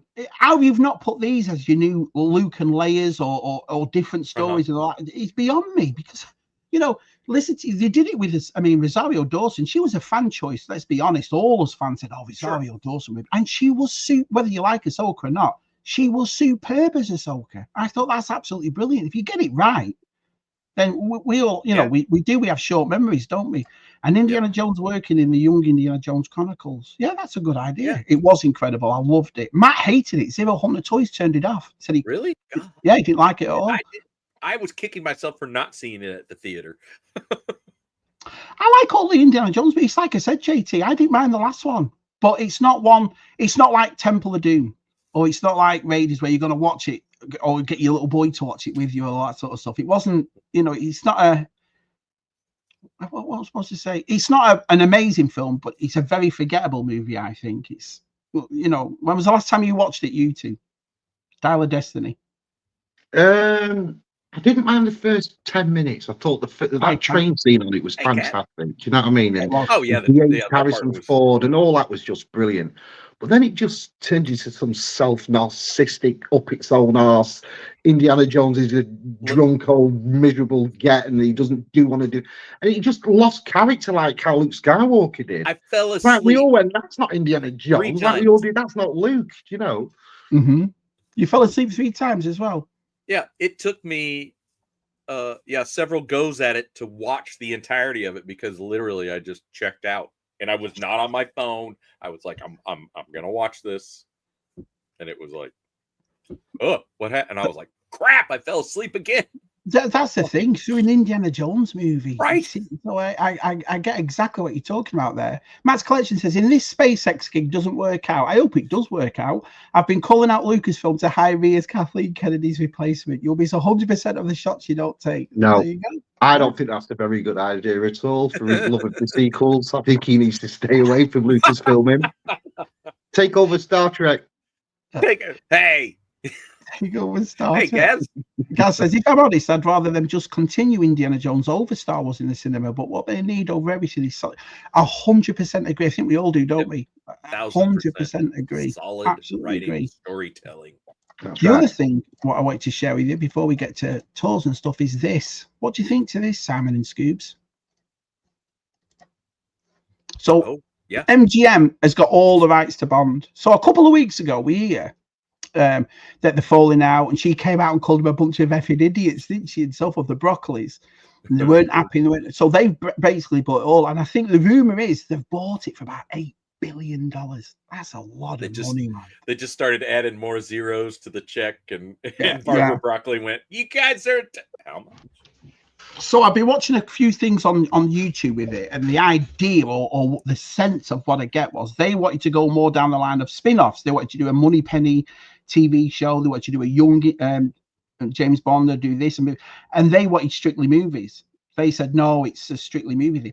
But I don't know. I'd like to see a TV show Bond. A Bond done over 8-9 episodes, I think would be brilliant. You don't agree, Si? No, again, it's another cinema venture. It's the adventures of James Bond, and in this country, it's the biggest film we have out of it. Box office, no matter what, over everything, no matter what. You start taking that and putting it in an hour in a TV show, making it like, no, not at all. Bond is about franchising. It's about locations. It's about luxury of the world. The world's most beautiful is women. Everything in a male fantasy is what James Bond's about. And that's why they're held to a special esteem, where they sometimes come out every 7-8 years, every 10 years. They're not rushed. They're not like, I'd hate to see a TV show of James Bond. Listen, we had the James Bond. You remember Junior Bond, that James Bond cartoon show, the young kid in it? That was really James good. Bond Junior. Yeah, do all that. That's great. That's not a problem to me. But as far as the character of James Bond, screen-wise, don't Star Wars it at all. No. What about you, Scoobs? Would you like to see a TV? I'm in size camp. I'm like, no TV shows. No. Yeah, I'm completely different. I just watched The Day of the Jackal, the whole the season of The Day of the Jackal, and it was superb. And all I was thinking all the way through it was, it was done like Bond. They were on different locations all the time. There's an ongoing story. So basically, it was like a 9-hour film, if you will. Right. So every episode started at exactly where the left off, all the locations of it. And I was thinking to myself when this came out, it's weird because I just thought in this day and age, not many of us are going to the cinema now. You heard Connor say last week, I'll wait till it comes on streaming and so forth. And I think usually if there's something that's not 100% you're behind, but a TV show we always watch. How many times have me and you phone each other, Si or Scuba, and say, have you watched this yet? Have you watched that? Look at me and you with Severance. Oh, yeah, you got to watch Severance. And it's Foxy did it tonight, didn't he, in the chat about some show that he's been watching, and he blew up and said, Paradise. Watch this show. Paradise, yeah. And and the thing is, I remember The Professionals, I remember The Saint, and I just think, The Saint. Exactly though. So can you imagine Bond done like that? And if it was up to me, I'd start off as a young Bond before he was 007, and then build it so then season 2 becomes 007, and do it that way. But I suppose it's got the same sort of feeling as a Star Wars does. There's a lot of people out there that think Star Wars shouldn't be TV shows; it should just strictly be movies. Do you see what I mean? And then when you watch the TV shows, it makes me nervous that they would want to go more like, no, we're just going to keep doing like 10 episode vignettes rather than do a big feature film. Although, I mean, it's Amazon. They make some great movies. So it's like, get out there, come on, let's do it. How good was Fallout? Do you know what I mean? I mean, yeah. I'm not a big Lord of the Rings fan, so I didn't mind the Lord of the Rings, the TV show. You know, I didn't mind it because the money was thrown at it, and I know a lot of people didn't like the law of it or whatever, but I didn't mind it. Yeah, they called the same. There you go. So Keith totally agrees with you. Si says he totally agrees. Hey, Jason, thanks for joining us, pal. Says not every franchise. Yeah, size. Yeah, there you go. Do you agree with that? Do you agree with that, Science Scoops? Not every franchise needs spin-offs. Yeah, it's true. What Jason's saying here, let's keep something special, for crying out loud. Do we have to get the flannel that makes money and rinse it of absolutely everything till everyone's just totally fed up of it? Do you know what I mean? Yeah. Can you not just enjoy stuff anymore? Can you not just go out there and think, that was fantastic, let's go and have a nice tea, and you're out having your meal and you're still thinking of that movie, and then the next day you spend all day telling people how good it was, still thinking of it? When was the last time you did that? Yeah. You know, it's like Severance, big Marvel movies come out now, 200 million, 300 million movies, graphics like you've never seen, like us that love movies, love special effects, and yet we'll wait until they come out on Disney Plus. Oh, I'll wait a month. It'll be on Disney in a month. That's a good idea, Gaz. Good point. Mark, this trailer's just had the Red Hulk in it. The Red Hulk. Now, this time, 10, 15 years ago for Marvel, everyone would have been like a wobbling idiot. Oh my God, Red Hulk's in it. No, it's a box office flop. Nobody was like, Harrison Ford, Red Hulk. Or wait till he comes on Disney Plus. It's crazy. That's the exact phrase I uttered. It's true. Yeah, it is so. I mean, I've got to admit, and you think of that, don't you? Because it's so fast now. I mean, this week alone, the Bridget Jones movie's out. I've watched Nosferatu already. Do you know what I mean? And what else did I? It's like Paramount and Peacock and Max. Remember, Max did it at the start. The Jew movies were. Remember when the COVID thing happened, Scoops? They were putting on movies that were released in cinemas straight away on the screen. So I'd just come out of that thinking, well, I can wait a couple. If I've waited this long, I can wait. You know, I mean, the Masters of the Universe movie, that's a definite. I'm definitely there. You know, but I think nowadays it's something that pertains to you, in it, that you have to see. I don't have to see Superman at there. I like Superman, but I'm not going to race out to see a Superman movie.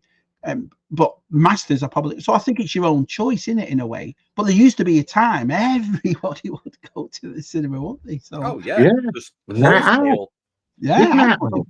Bond. Now I will say, like, they built I mean, it was bad timing, but right into lockdown, they built one of those like really nice mega theaters not far from us, you know, with like you can recline, get comfy, and you got your nice cup holder where it's not like falling through. I hate them. Pete. I like, there's a cinema around the corner from us, and they've just done a crowd fund. This is how old this cinema is. It hasn't been touched since the 80s. It's got all 80s back inside, and the guy that actually owns the building rents it. So there's a couple of young fellas in the 30s, 40s that own this, that rent the cinema. And they've kept it like a franchisey kind of thing where everyone donates 12, you know, every time a window breaks or every time something happens, everyone crowdfunds. Well, they've just had the roof fix. It cost nearly 60,000, but everybody who goes to the cinema chipped in and helped them out. But and my wife hates it because it's got sticky floors, rickety. Yeah, I was like, it's got the sticky floors from 1980. But I think what it is for me, the cinemas like that, Scuba and Si, that's how I remember them as a kid. And I don't think you'll ever find a love for cinema more than when you did when we were children. We loved the cinema as kids. Well, I mean, on into teenager, like it was a thing. What are you doing? I mean, when Leslie and I are dating, what do you do? Well, I know we're gonna go see that on Friday night or Saturday night, and then we'll grab dinner. And like it was an integral part of us that has just fallen by the wayside. Which is the first places you ever take your first girlfriend is the cinema. Parents drop you off, or their parents do. They come and get you after. And how do you do that now when it's like £80-90? Dad, can I take you to the cinema? No, you bloody can't. Wait till it comes out on Disney Plus and get around here. Yeah. Invite your girlfriend over. I'll pop some popcorn. All I can say to that size, Central Pier was free. That's all I'm saying on that. Well, Pete's been there on the sacred spot. I remember taking Helen Pendlebury to see Ghost in 1990 at the cinema. Yeah, I do. I remember Strangely, after taking that, Kerry McDonald Chevy- to see Dirty Dancing, There you go. 1988, I think, 87. Chevy, didn't you pick up pottery as a hobby after that movie? I didn't want to brag, but I make a lovely vase.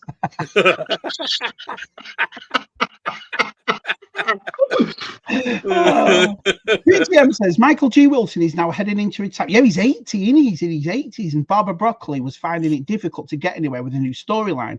And Barbara wants to consider other products, which I can understand. I mean, Yeah. it was inherited off her dad, wasn't it? Albert Broccoli was the one who Sure. had it, and then obviously donated it to her. And I think she has a brother that does it as well, but they never mention him. So I understand, but it's just like going back to the Kathleen Kennedy thing. To me, I mean, and this is not a negative thing on it. It always makes me laugh when people go, "Oh, Shabby, mate, she was the greatest producer of all time." If you look at her resume, Shabby, and I'm thinking, yeah, I understand that, but how hard were those movies to produce? They're all either Spielberg, Frank Marshall, do you know what I mean? Robert Zemeckis, Yeah. George Lucas. Still, though, you don't have your name connected to every single movie like that. If you're not of some ilk, let's be fair, you don't. Yeah. Let's be fair, Mark. No, I mean, I've got to give the woman credit. It's funny that because I've been on this bandwagon too, Science Scoops, where I have slated this. She needs to get the I never France have. out.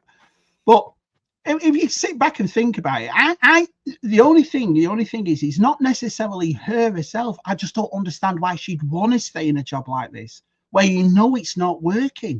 Do you know what I mean? Is that what it is, Scoops? Do you reckon? It's got to be, hasn't it? Got to be. Don't be short of a few quid. But she's a No. billionaire. No. Well, I suppose, you know, At the you end get of into the the day. 70s, it's like Mark Hamill, it's like few of them. You don't want to feel irrelevant. You know, these people have gotten to the 70s, they've had a life, an exciting one. You know, and some of the stuff they've done is through pure talent of these people, and they get to that certain age, and it's all popped back up again. And I think they just like that feeling of relevancy. They're in the 70s, these people. Do you know what I mean? I look at Mark Yeah. Hamill's now, and I just think to myself, you're just spouting what you think this generation wants to hear. That's what he's spouting. You're not Mark Hamill. You're not my 25 years Joker, Mark Hamill, Nope. coming out with all this. Do you know what I mean? Yeah, I good just think point. it's that How about- relevance thing that, you know, people are people. I just, in hearing beloved actors' names and ages these days is like, what? Like Gene Hackman today. 95? What? Gene Hackman, he was 95? How? I mean, Yeah. like I feel like I was just watching Crimson Tide. Yeah. Yeah. Sad what happened to him and his wife, though, wasn't it? It's Very sad, strange, though. very strange. We're all Very saying today on our bizarre. news there might be an investigation into that because all three Well, of them there should died. be. I And mean, then I the police don't- said, didn't they, that he's been dead for some time. yeah, you don't want to speak ill of the dead, do you? So I understand what you're saying, No. Sal, but it's strange. I agree with you, buddy. It's very, very strange that, but it's funny in it because he, you know, you don't really think of Gene. What was your favorite Gene Hackman movie? Would you say? Oh, Lex Luthor. Yeah, I was gonna say Greatest Lex Luthor's Luthor Superman. will ever be. Yeah. Greatest. Whereas you look at Christopher Reeve, Superman, you've got to look at Gene Hackman as Lex Luthor. Let's Hell be yeah. fair. He was Yeah. absolutely fantastic. I love Gene Hackman for Lex Luthor. So, What about you, put Pete? it this way, right? If I took over Warner Brothers with the graphics and the technology they've got today, my Justice League would be Adam West, would be Christopher Reeve, it would be Linda Carter, it would be Gene Hackman who's Lex Luthor. That's not What bad. a- I tell you what, though, Sal, that's not a bad line, mate. It'd be like it's $1 billion movie, Mr. Richardson. I'd be like, make it Do it now. Bombers, like, yeah. Yes, you know what I mean? We've thought these new Batmobiles. Put the 66 in it. Get rid of all of that. That'd be me. I'd be like, that'd be my Justice League. So, you know, you never know. Yeah, Keith's saying himself he's being treated as suspicious now. What would you say yours was, Pete? Your favorite Gene Hackman movie? Man, I'm gonna copycat. I love him as Lex Luthor. I love Yeah. those scenes where he's trying to be the business guy with Super. Like, come on, Superman, look, we can. I mean, I like that where he's like bargaining and you know he's still seedy as hell. But Gene Hackman is the old man in Young Frankenstein. Very funny, very funny with the cigars. But I said it, Crimson Tide. I freaking love him in Crimson Tide, and I went and saw that multiple times down in Florida while I was getting ready to fly back home to marry Leslie. So I would go to the theater often for things to do because I was staying with my aunt and uncle before I we got the apartment, ready to go, blah, blah, blah. So I saw that thing probably 3-4 times, and I freaking love him and how he and Denzel play off of each other. Oh, so good. Silver Screen legend. Let's be fair, Mark. Silver Screen legend. Well, my honourable mention would be Quick and the Dead. Loved him in Quick and the Dead with Sharon Stone and Russell Crowe and so forth. Forgiven. Loved him in Unforgiven. But my favourite Gene Hackman role is when he plays Royal Tenenbaums in the Royal Tenenbaums. I think he's of course he did. Yeah. He's superb in that. Now, the story goes, him and Wes Anderson hated each other, couldn't stand each other. But a lot of people credit his performance on that because he's meant to be a bit of an arsehole in it, isn't he? And they didn't get on at all. Apparently, they couldn't even be on the same set with each other and so forth. They really didn't dislike each other. But to watch him in the Royal Tenenbaums, I think he's just superb in that. I really do. Kieran says, I've got great respect for Gene Hackman because he refused to work with the new director on Superman 2 because he was friends with Richard Donner. Every Gene Hackman movie is, in a way, JT, he's funny, isn't he, JT, because he's not an actor you think of a lot. If I turn around to YouTube right now and say, who's your favourite actors? I don't even think he comes up here, does he, Gene Hackman? Or does he? He wouldn't. No, you're right there, Mark. You're right. Yeah, you're right. It's funny, isn't it, that he's not an actor that And yet, did he not? He won Oscars. Did he not win 3 Oscars or something for best? And he's like gone on to Gene Hackman. It's crazy. I wonder why that is, Mark. Why do you think it's because he's always played that sort of like that guy? Do you know what I mean? He's never been like the hero, has he? Really much in anything, especially not. I've seen when you think of films like Unforgiven and like Superman 2, he's always the villain, isn't he? He's always like a piece of shit. But even that, he's like you and Scuba mentioned Superman. Even the way he plays Lex Luthor in that, he's superb, isn't he? Even French Connection as well. He's a piece of work, isn't he? It's like, so maybe that's why, because he has them roles that are quite, you want to forget about him. Do you know what I mean? Like they're that good. Yeah. But 95, he had a life, and like I said, he will go down as one of the greats. It's just funny how he's like the Everton of acting, isn't he? World's greatest team, but not many people acknowledge that. Do you not agree, Side Scuba? That's all I'm saying. So we're back to talking about poop. I knew the waffle stompers would be brought back up again. I knew it. Oh boy! I can't lie to you, that upset my stomach at the beginning. That really did. I started to kill myself going proper green fast. The colour had to come back. I had to make a coffee.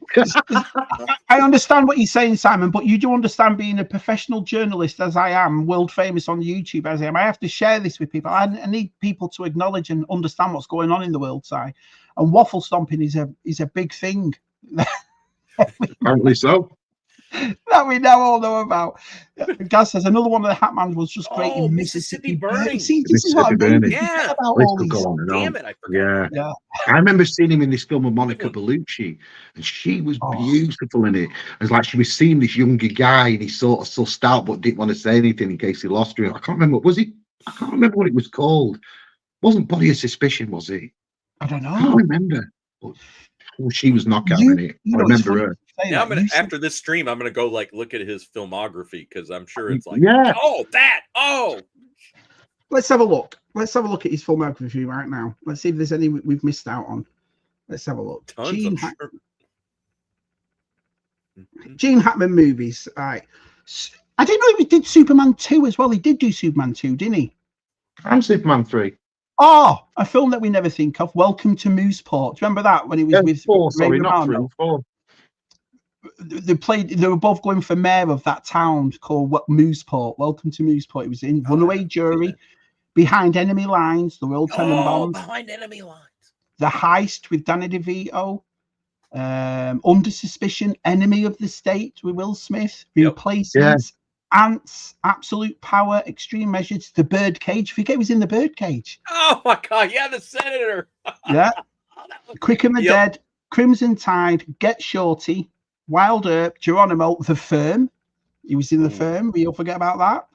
Unforgiven, Postcards from the Edge, Loose Cannons, Mississippi Burning, the package. Wow, there's hundreds of them. I could be here all night. Hoosiers, No Way Out, Target. Oh yeah. Misunderstood. Reds. Forgot he was in Reds. Wow, just hundreds. Bridge Too Far. French Connection 1, French Connection 2. Amazing. Poseidon Adventure. Yeah. Oh. Yeah, what a career. What an absolute career. What an absolute legend he was. But it is funny, isn't it? It's not until somebody dies like that or something happens when we all go, oh, yeah, Gene Hackman. Yeah.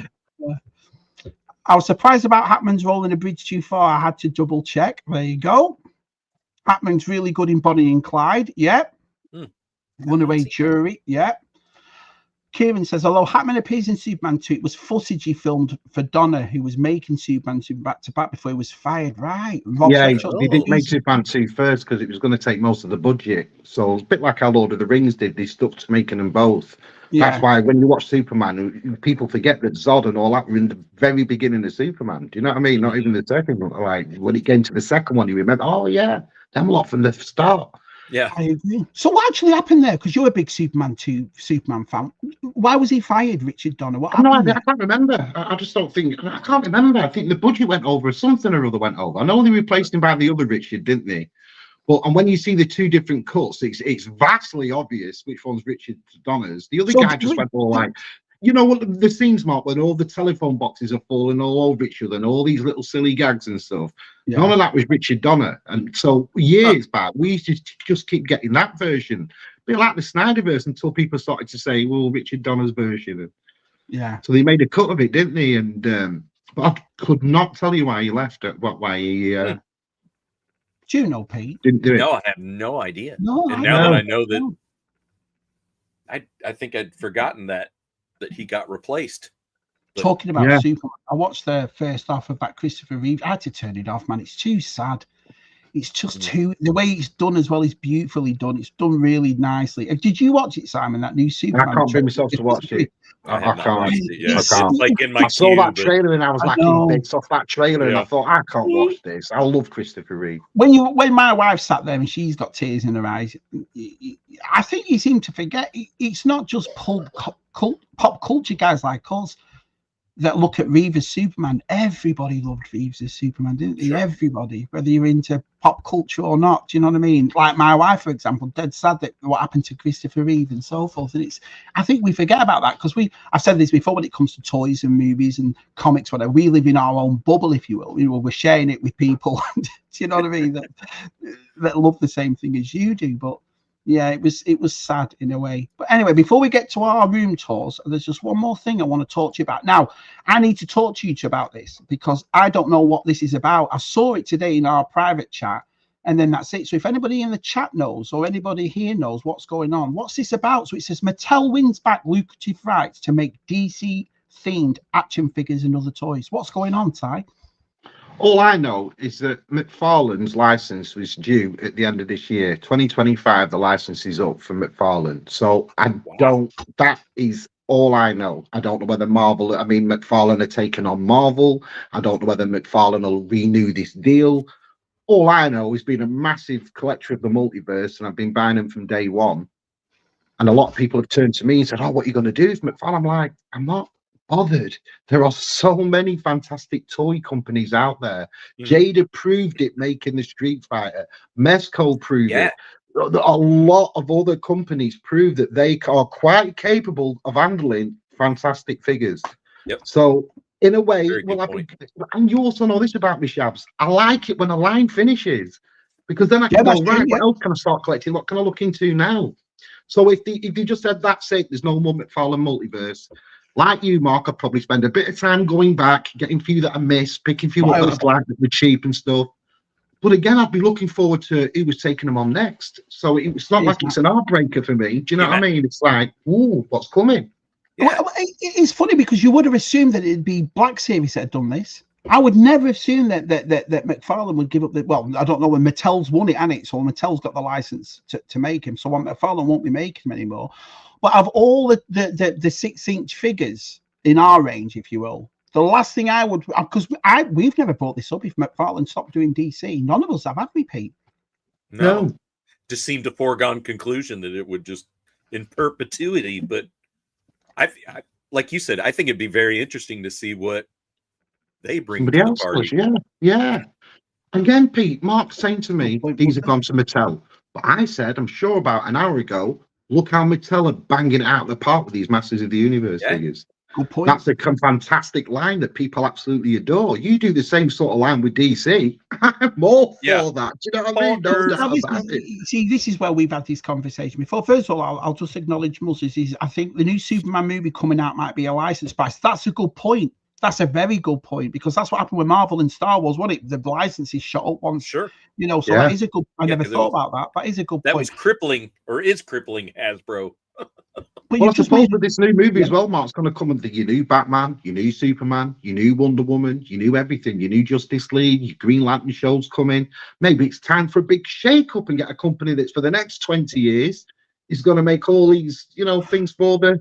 You just don't know. So you do it again then, because we've had this conversation before, and I've always turned around, and I generally mean it. A lot of people think, "Oh, Shabby, you're full of shit," but I do mean it. If the Black Series stopped, if Hasbro said no more Black Series and it's moved on to another company, I do not think I'd move with that company. I don't think so. In other words, for hypothetical sake, if Mattel took on Star Wars doing 6-inch, I wouldn't buy it again.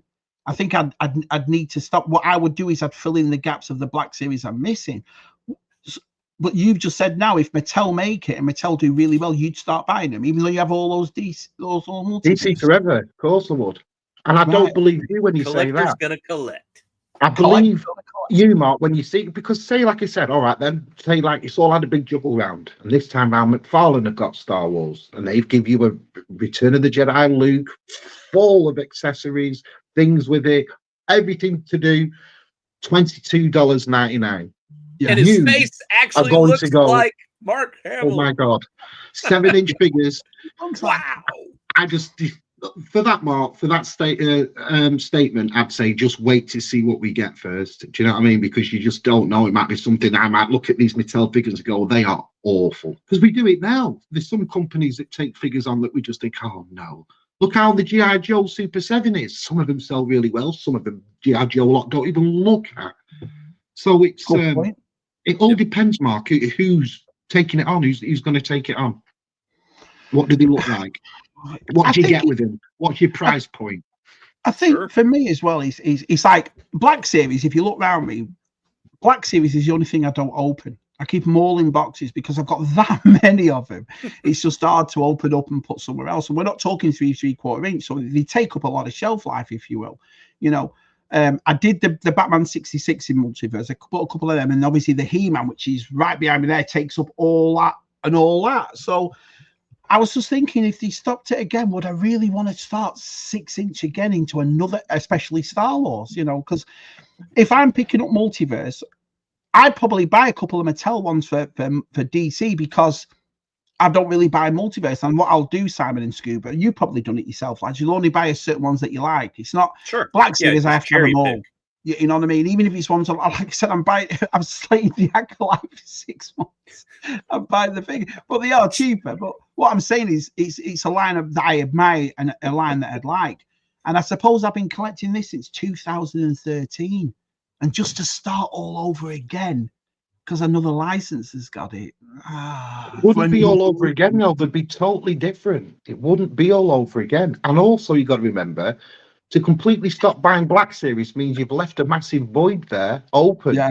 And for a creature of habit, it's been buying these Black Series every month for over 10 years. That's not a void you can easily just go, can't be bothered with it anymore. That's me done.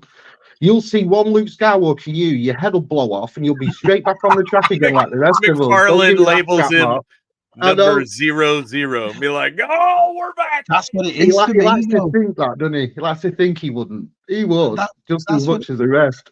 Yeah, I can imagine a show in the next year when I'm showing off Mattel Star Wars, and I'm like, shut up, Scoob, shut up, Si. What are you talking about? I never said that.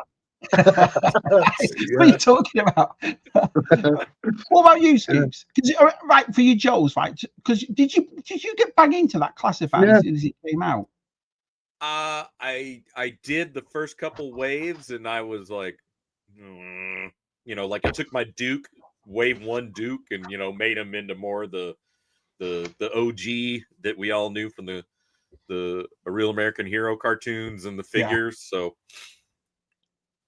now that they did that major course correction away from that, very poorly done video game that I think Chris Miwa said he played it for, I don't know, not even a day. And he was like, it is boring. And I'm like, Boy. well, they've hung their hat on this as like, part of the law. Yeah. And so for them to course correct was awesome. And yeah, do I have them all? No, I pick and choose.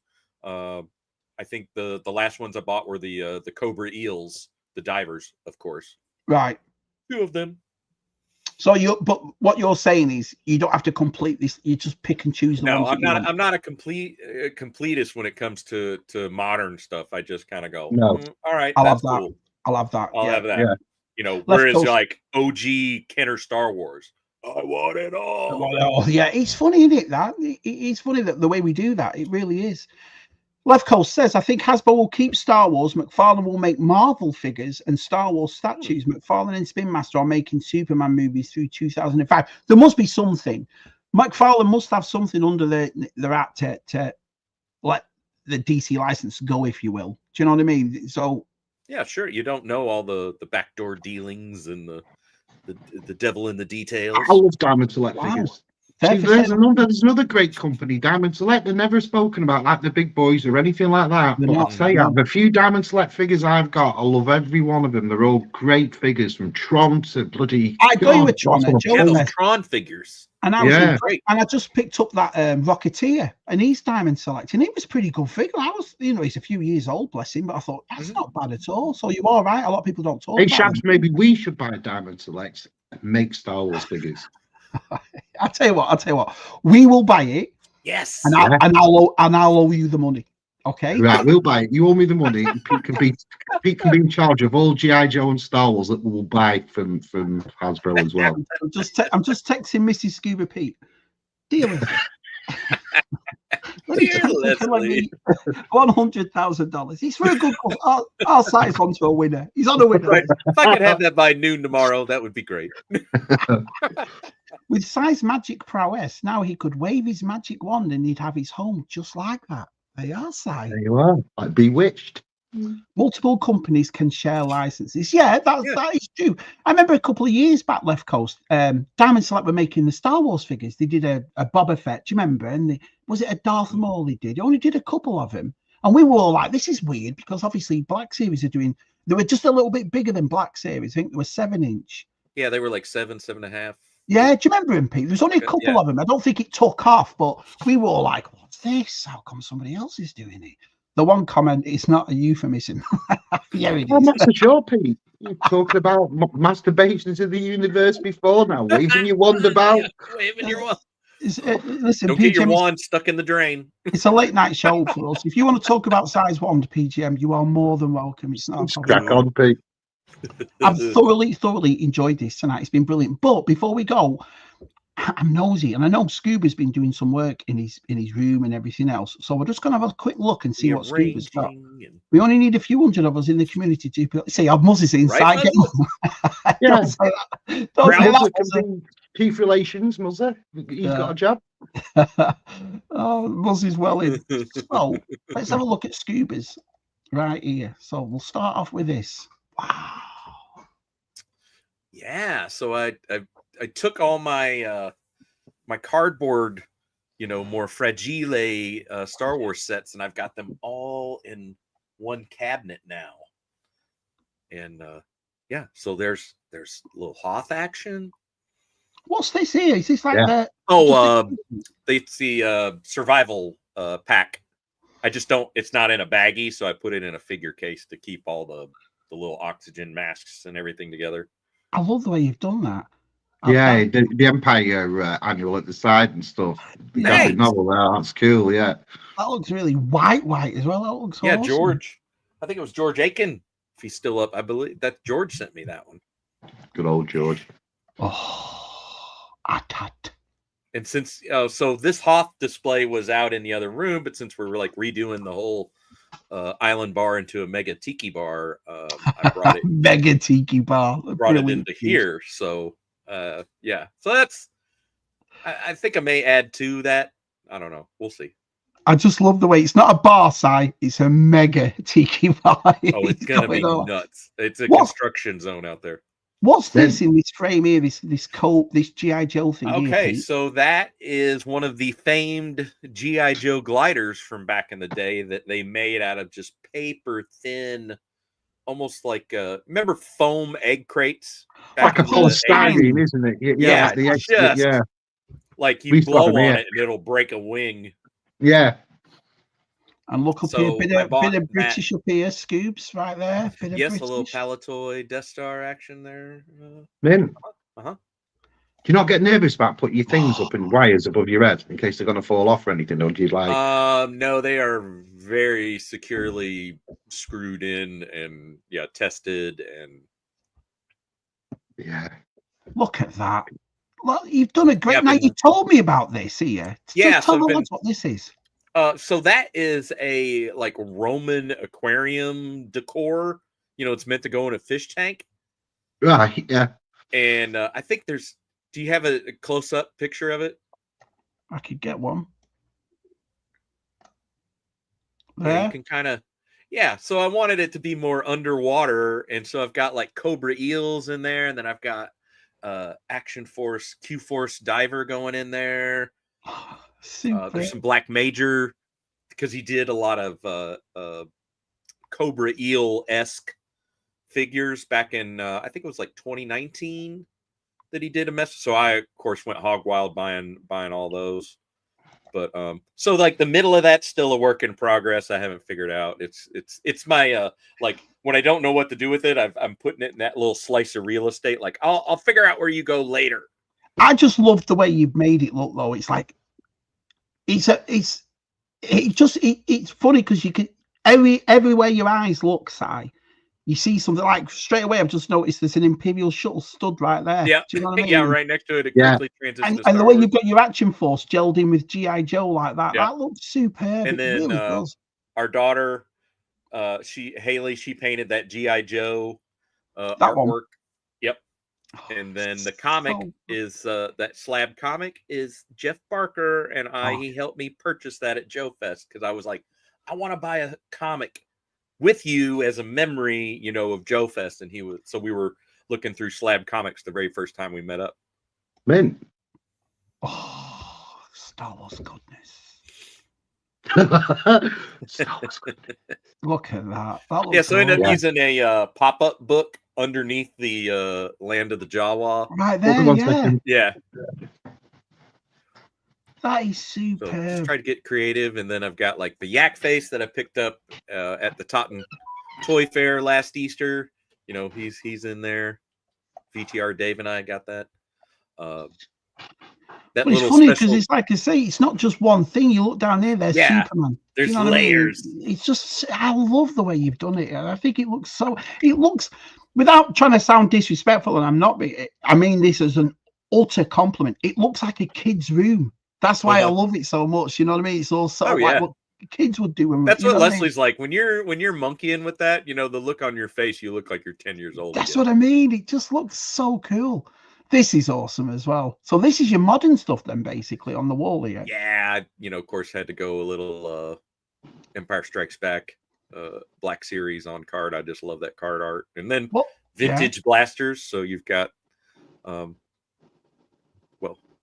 all of the blasters that Kenner came out with. So is that 3 Palatoy Death? I mean, it's two Kenner Death Stars. One day I had them sitting up there and I went, wait a minute, because I always want to see into them. And I'm like, if I shift the cardboard and it, you know, I was able to make like a docking bay in the middle. And I was able, you know, now you're able to see some of the floor exposed so you can see figures. Thanks. Just beautiful. It really and as you see, there's a hole up by the ceiling where the Return of the Jedi figure case will eventually go. I still haven't found one. So you're making space while you're doing this for things that you know are coming in. Yeah. I knew, you know, I want that case. It's just a question of time. More, like I said, been reworking the GI Joe display out in the living room. So I've got all my straight arms which I thought I had them all, and then I was like, oh. So my Joe Fest list, I'm like, let's make a note of that. That's so cool. Look at Zarana, Scarlet. Yeah, and I tried to, of course, do different layers, levels. So cool.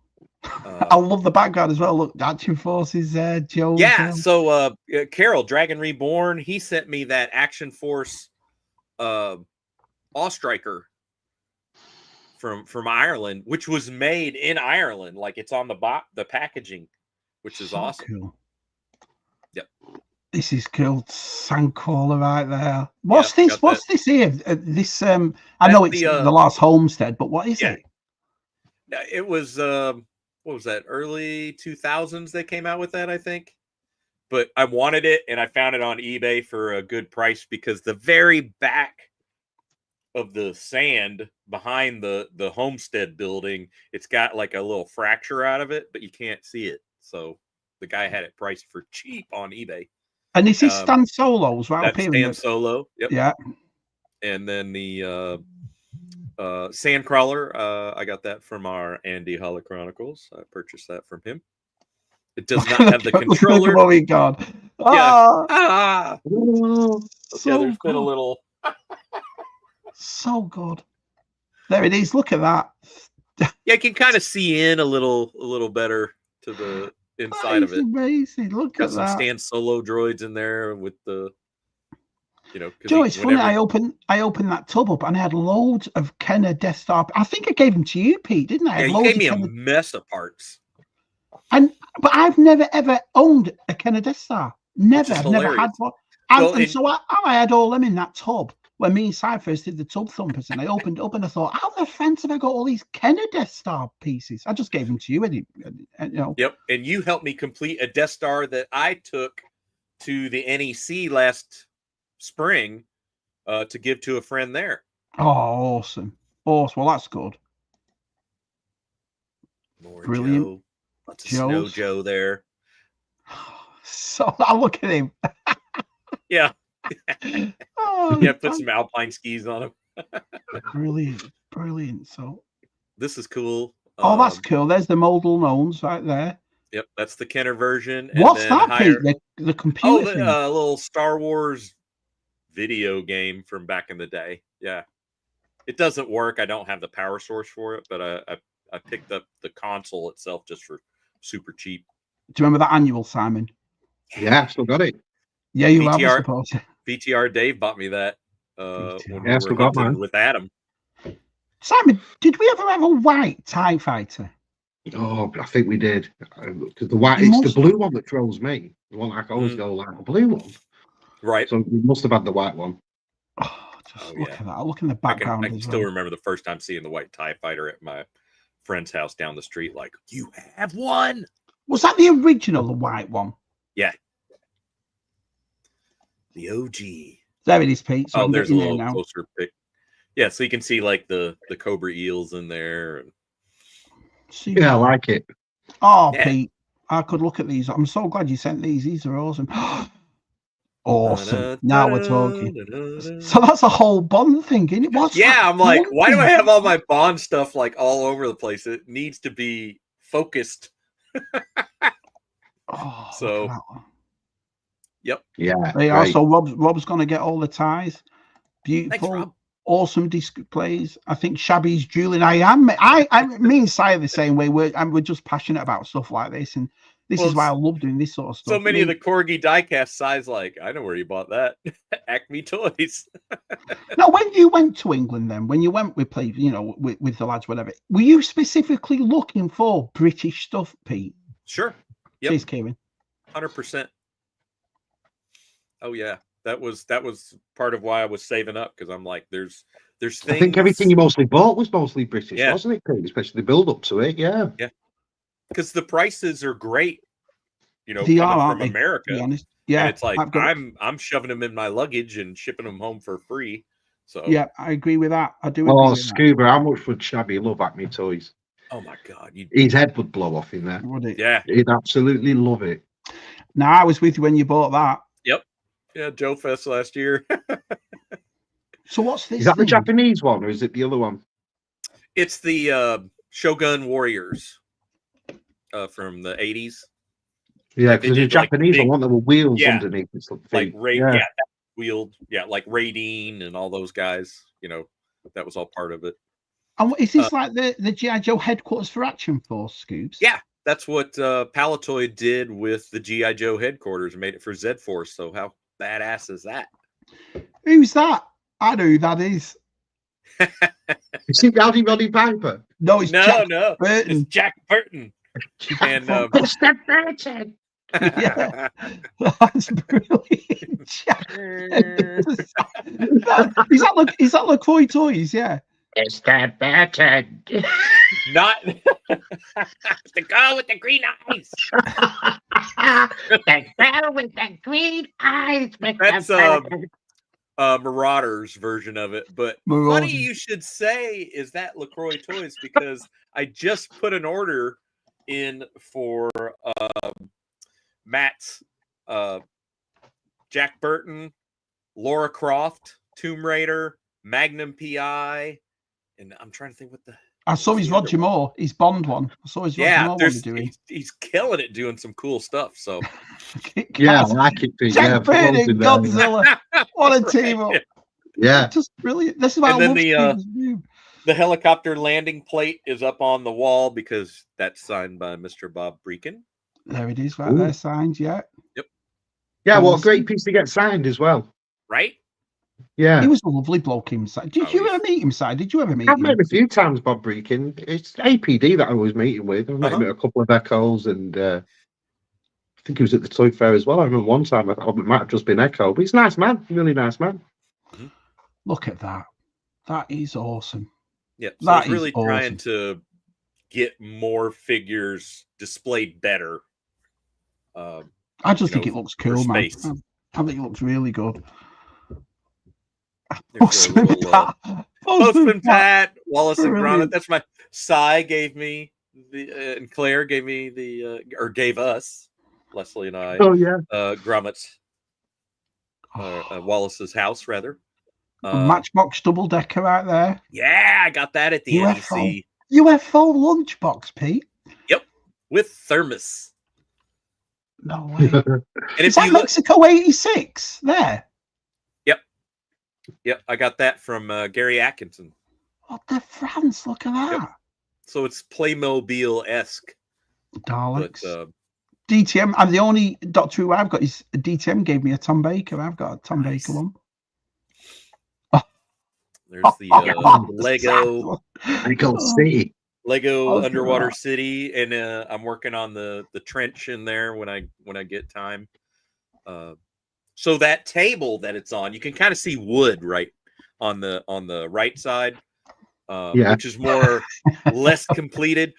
So that table belonged to my great grandparents. That was their dining room table at their farmhouse, and my dad and I restored that, and that's my Lego table. And I was like, wait a minute, this has leaves in it where you can expand it. Yeah, and I'm like, oh, wait a minute. I'm like, I always wanted a trench, an underwater, and I was like, let's do it. So what's supporting the majority of that Lego, Shabby, is that G.I. Joe pedestal table that you built me. Oh, the military one. Oh, I know, the squared one, the one with the square one from IKEA, I think. Yeah, it was the perfect depth. Brilliant. Yeah. That is superb. Look at all the action force behind it as well. Oh, man. Awesome. I'll never forget that time. I think it's one of the funniest things ever on the YouTube situation when we were talking about vintage G.I. Joe, and Simon, what do you mean these? And pulled out those two vintage Joes. I have never been so shocked in my life. And Simon's going, oh no, I know about G.I. Joe, and pulled them out. Honestly, that was awesome. It was one of the funniest. It was one of the funniest things ever. The way he did it, dead serious, and everyone went, huh? I tell you what, this is no lie. I get vintage G.I. Joe sent to this house every week. Yeah. all because of Connor. Because Connor, to save on his custom charges, he gets them over it, and then I'll just give them to Connor when I see him or when he sees me, So But yeah, so I'm actually one of the best professional G.I. Joe buyers.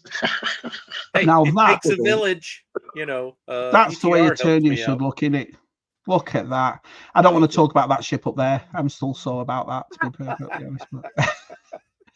But look at that. You were like, put it down. I'm gonna buy it. Put it down. Put it down. Especially when he said 125 quid. I was like, oh shit. I was like, oh, He's gonna buy it. I know he is. It's like half price. Brilliant. Look at that. That is super. Now, is that old vintage and Origins? Yeah, it must be, because there's a collector right there. Mostly Origins with vintage knockoff stuff.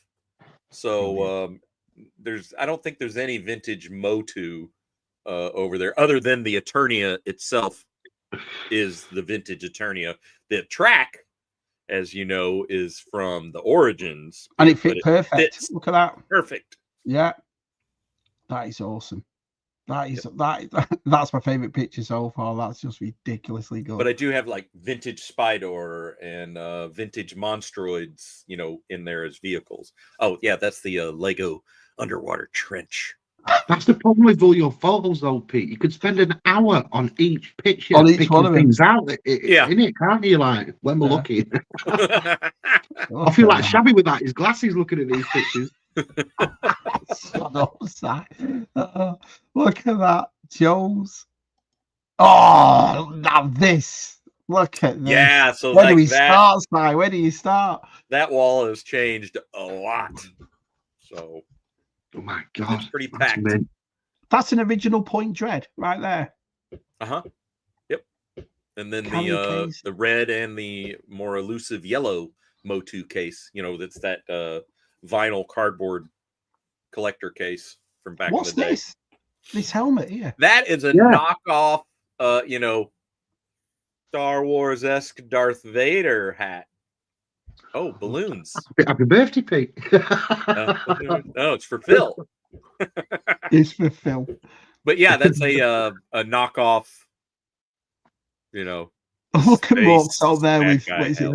With Batman and Spider-Man. Mork. Look at him. Yeah. He sounds like a good chill out gang, doesn't he? You know, Roddy Piper's up there. And... Is that a scuba bear there?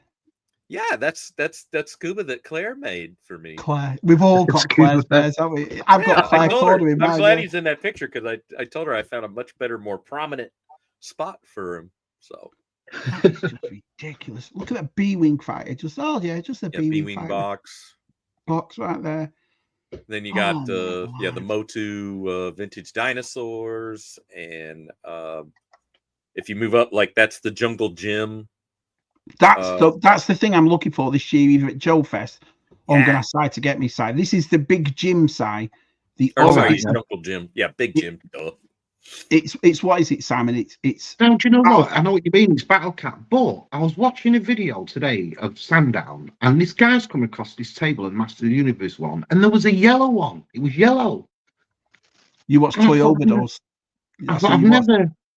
And he had a red yellow one. No idea. Well, it could be that one. It could have been faded, because that's more orangey than it is yellow. But I saw that site. The video you're watching was Toy Overdose, and it was at Sandown. Yeah. I saw it, and it had the red Battle Cat saddle on it, didn't it? But it was all where's that yellow one from? Yeah. Ever thought about doing a Screaming Mean, Keith, from the TV series Riptide? Never watched it. He wasn't popular. Shut up. Let's carry on. Oh, the Defiant. Displayed properly on a one-of-a-kind, Shabby organizer shelf. Oh, yeah, there's that thing I made you. Oh, perfect. That looks awesome. Right there, that I made. It fit like it meant to go in that spot. It was crazy. Simon, the box for this thing, Simon, I've never seen. I know. I saw Jeff Barker carrying one at the Joe Fest you two went to, and I could not believe the size of it. Once Jeff Barker, I think it was you, Pete, or one of you, Mark, carrying it with him. I was like, size of that thing. What's the Defiant? Defiant. Yeah, Simon, space shuttle set. My best pal. The box is a toy itself. I've never seen a box like it. I mean, I'm 6'1" size. It's literally up here. It makes the flag box look small. I really like Absolutely. that. It's because I've always been one for like space shuttle type of things, and Yep. Oh, it's yeah. lovely that design, isn't it? More Joes right there. Thanks for sharing these, Scuba. These are Oh, awesome, I'm glad man. you were enjoying it. Oh, I love shit like this. Love it. What is that? Is that Major Matt Mason's thing there? Or You would think it looks similar, yeah, it but does. that is a Death Star that I'm customizing into a Q Oh Force. yeah, so it is. Yeah. So the garbage compactor kind of became the diver lockout chamber there in yellow. Yeah. But I tried to use, the rattle cans I got were kind of the colors of Q Force.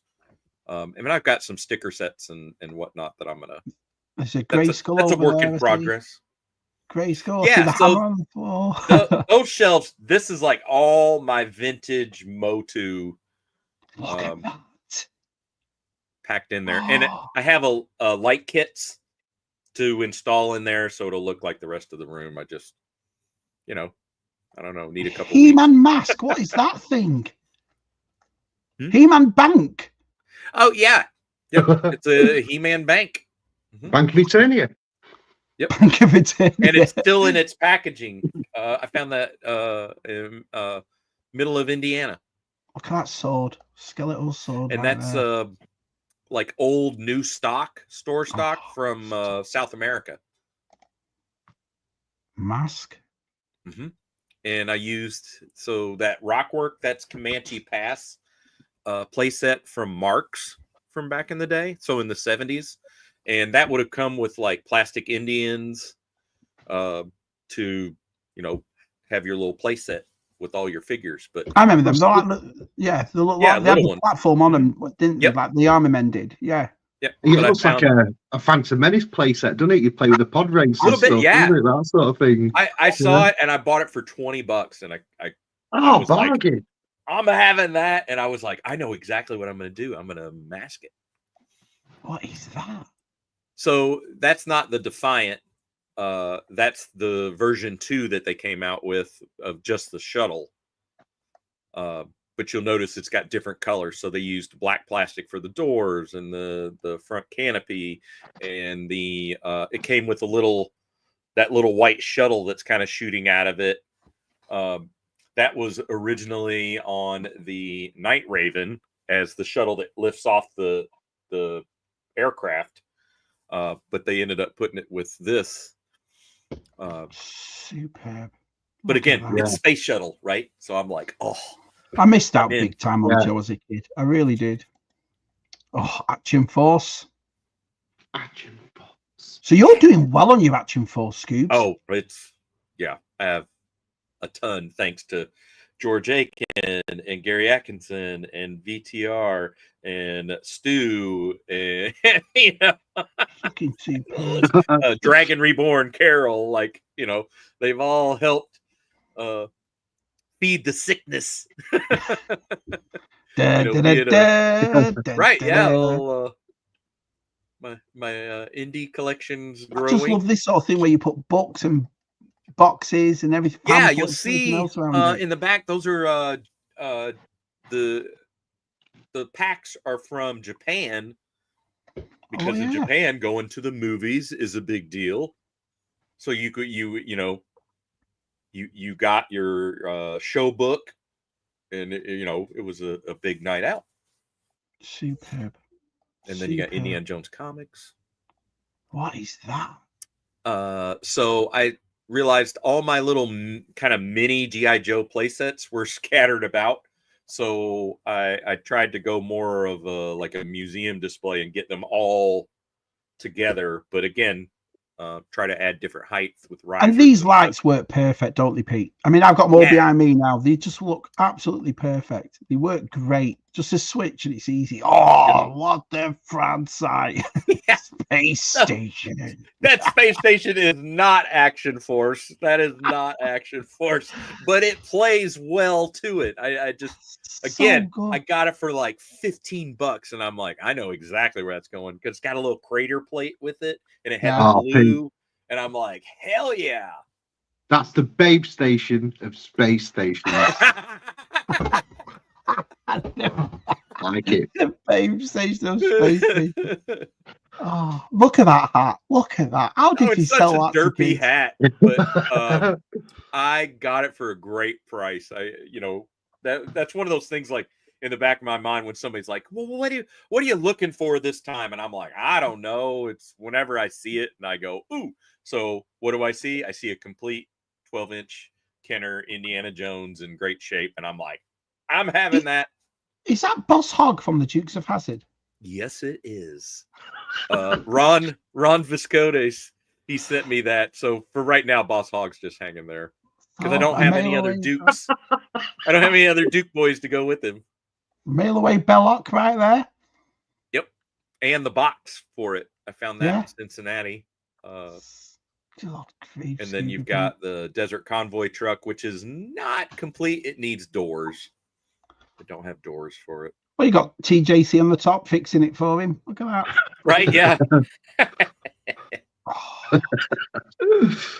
And a bunch of Joe vehicles there with behind it are more modern carded. Some of those are G.I. Joe club figures that I stumbled into. The He-Man toothbrush holder. I don't have that. A friend of mine actually has that. What I have, Rob, is the He-Man clock that tells you it's like time to get up in a horrible like He-Man and Tila voice. It's awful, but it's awesome all at the same time. Look at this. So, and then PJ asks Rob, Scuba's probably got a brown waffle maker.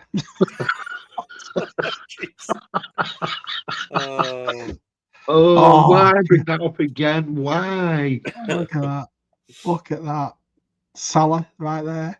Yep. So yeah, the Hasbro Salah there. The Lone Ranger. Right? He just kind of so good. Pete's got like our kid would collect it. That's what I love. The collection's like, oh, you look cool over here. I'll put the Lone Ranger with Indiana Jones. Simon, I don't believe you've just said that, my friend, because when you went off before, I said that to Pete. That's why I love it. It looks like a kid set it up. Do you know what I mean? It just looks awesome. Like you set this up exactly how you love it, and that's everything in it. Look at that. Look at that. Oh, Q-Force. Near and dear to my heart. And that submarine is not Q-Force, the yellow little that's pod. Cool though, that one in it. Yeah, the sea awesome. lion. It's such a great toy. Is that yellow little pod Magnaforce? Which one? The yellow one pod. there, that one, I'm not sure what that goes to. I found it for $5 and I'm like, ooh. I'm gonna end up using it over on that that Death Star Q-Force base that I'm doing custom. I'm gonna end up using that sub over there. Do you think that could be Britain, Si? I don't know what it is, but when I've got this Magnaforce thing, I'm going to give it Adam Berry when he comes here next week, and I'm sure it looks like something like that's in it, but I can't be 100%. I know, like the Manaforce figures, they're like little tiny dudes, right? Like even it's a bit bigger than that. Yeah, the cockpit's like for 3 3/4 inch. Oh no, it won't be that then. Okay. No way. You've got Battle. You've got Commando. Yep. Oh yeah, I've got a stack of Commandos. The Desert Rat figure. Wow, man! Do you remember these sides? These at the front. The Arctic Troopers. The Snowcap guys from Action Force. 5 POA. So good. Man. Get away! Look at that. So good. Look at his head just sitting in a bunch of fruit right there. Yeah, that's the Lone Ranger head. Like, I'm going to lose this if I don't. And I was like, I'm just going to put it in there. It's just, you could more of the small play sets all together. Just stare at it for hours. And then at the bottom, you had like little wind up, those little wind up packs. I tell you, right. You used to say, didn't you? Do you know, if we had more easily available for us as kids for this G.I. Joe thing, I think you're right. I think it would have been a tough one between Joe's and Star Wars, wasn't it? Really, 100% agree. Star Wars was the dominant one here. And Action Force to me wasn't exciting as most of all this stuff. Do you know what I mean? It's like I think when we go on, Simon, about play sets and vehicles, I just can't think of anything that did it better than Joe's. I mean, granted, Star Wars, but they were iconic vehicles. They were movie, but not when you look at that things flag like and you look at that Defiant and you look at It's- you know all the it's things what I they've done, like mean. Command Center and Like yeah. they What's were that hitting one on coming that. to the Thunderdome? That round one. What's that one? Oh, the Terradrome. Yeah. Terradome. Yeah, that's what I mean. They were like mint, weren't they? That's massive. That thing as well. That's so good. huge. Who's this? Ron Dudat, is that? Ron Rudat, who designed that toy. I met him at a local convention, and he autographed it for me, which was awesome. Is that called the Marauder? That's the Moray. Moray. Mm-hmm. So cool. So you have a Black Major diver on the back. That guy in the red. Yeah. That's not an actual G.I. Joe figure. That's actually a Black Major diver. But I don't actually go back to the one picture, and then you because there's if you zoom in. Yeah. So you've got G.I. Joe tissues on the far left. Oh, there, yeah. Yeah. And then the figure, you've got a G.I. Joe, almost like a charm bracelet, but just a manly bracelet. That's from back in the 80s, like where you could mail off and get different treasures. But I've got that and like a G.I. Joe whistle. I still need to find a nice belt buckle that they did back in the day. But you have on that shelf, you have a Viper pilot for the Cobra Viper glider. You've got Mickey Mouse Cobra Commander next to him. That one. And then forgive me, I can't think of the Green Ninja in the back is also a super hard to find figure, and it's getting late and my brain's starting to so good. Look at this. Look at this. Yeah, that was great. I've got one of them. Pete got me one of them, but not that one. I got the his tank, the black one. Yeah. Mm-hmm. So what's the red one called? Hyena. Mm-hmm. Yep. Sergeant Slaughter's. Oh, there's that weird ass dinosaur. They are. Rob was right. G.I. Joe toothpaste. G.I. Joe toothpaste, Rob. Oh. That's how I bought that off of. This was in Jolanta, and the guy was gone from his table, but his wife was manning it, and I was like, I'll take the toothpaste, and she was like, really? And I'm like, yeah, and she's like, well, it's $20. I said, I don't care. And she was like, great. And so she like opens it. I give her the $20 and I'm like, go G.I. Joe. And right, he's walking, down the aisle. And she's like, honey, I just sold the toothpaste. Really? There's a trouble bubble right there. But what's that? What's this thing? Oh, so that Bigfoot is like a 8-wheeled vehicle, but it was made by Radio Shack in that 3 3/4 scale. So Radio Shack did really cheap toys, and it's motorized. So it would, kind of all-terrain vehicle, but they worked well. That was always a Cobra vehicle for me, because mom and dad were like, well, you can have that because it's like $3. So you have to wait for your birthday to get a G.I. Joe vehicle. Babe Station, Space Station. Now. How come these are these like mega vintage ones? Is that why they're all? So Japanese now we're going south of the border, and these are all really hard to find. So you've got a what looks like Snake Eyes is a Cobra Invasor from Brazil, which is super hard to find. This one. No, all jet black. That one. Yep, right there. Next to him, the one that looks with the ammo belts crossed. He's from Argentina. And then behind him in the orange, Shabby Geek. Chris Smithlord gave me his childhood figure. And I had brought him some classifieds, but he gave me that, and he was like, "Yep, this is." And Si was there. I was like, "Whoa!" Yeah. And then The black and white photo is a picture of my grandpa in the Philippines. Yep. And then you've got more. Why is this color?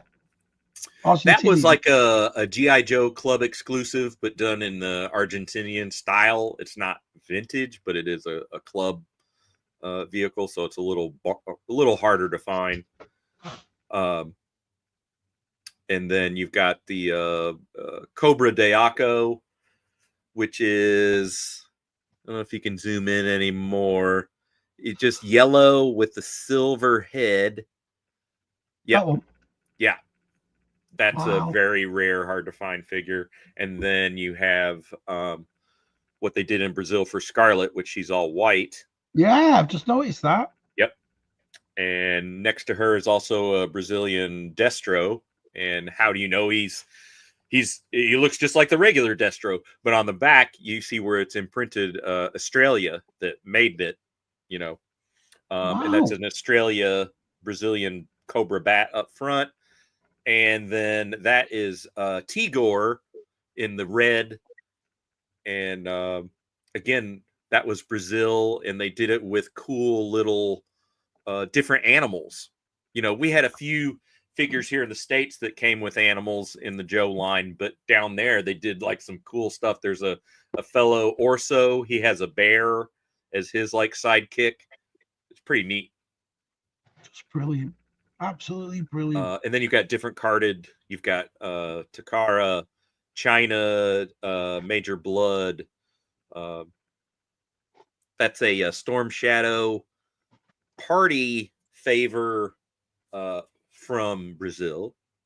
So it really is my international shelf. International shelf. With in the very front, you'll see in a plastic case, that is the railing for most of the railing for the back of a flag, the U.S. right there. flag. Yep, it is one of the hardest pieces to get intact because they break so easily. But I found that in a job lot.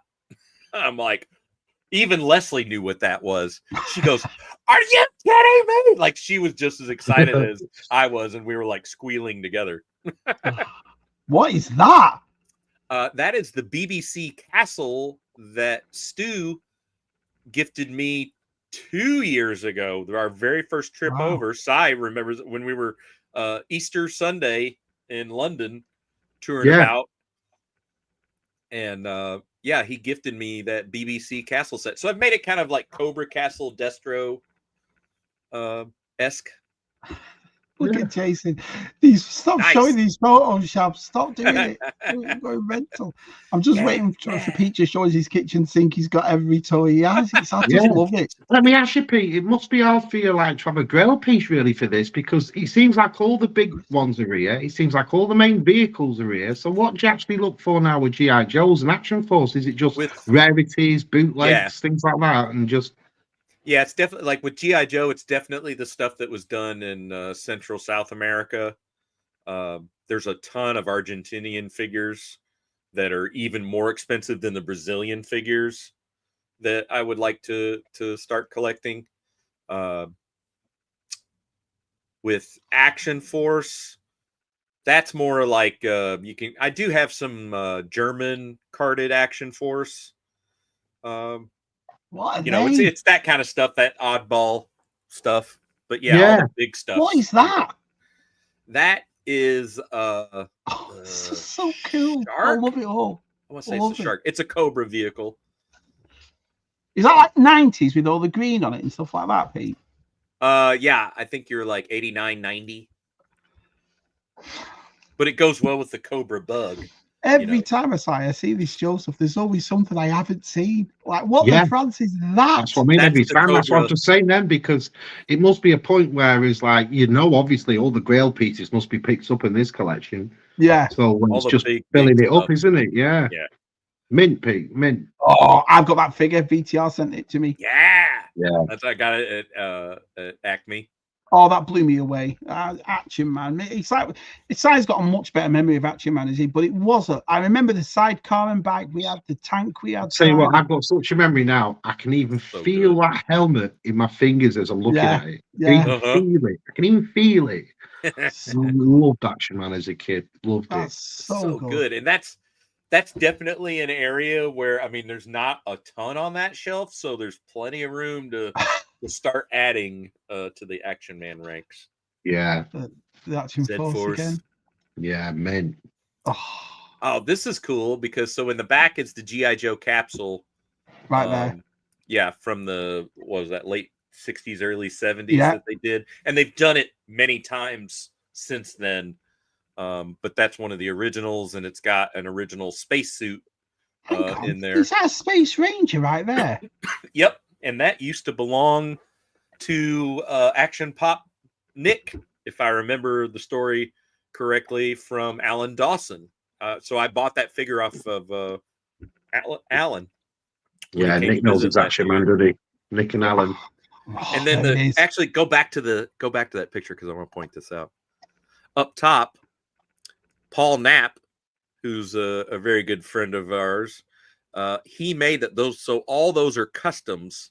So he did a custom, and it's in that 12-inch style. So he did Baron Ironblood, and then he's got a sidekick. But he made the Joe all-terrain vehicle into a Red Shadows with that really cool paint job, and then he used the 788 off the G.I. Joe Hiss on there as a nod. He does all kinds of 3D printing. Yeah, look at so this. That's a flashlight, like a LED flashlight on the base of it, but he turned it into a laser, and then it's on like a little camera tripod. It's brilliant. Yeah, looks good.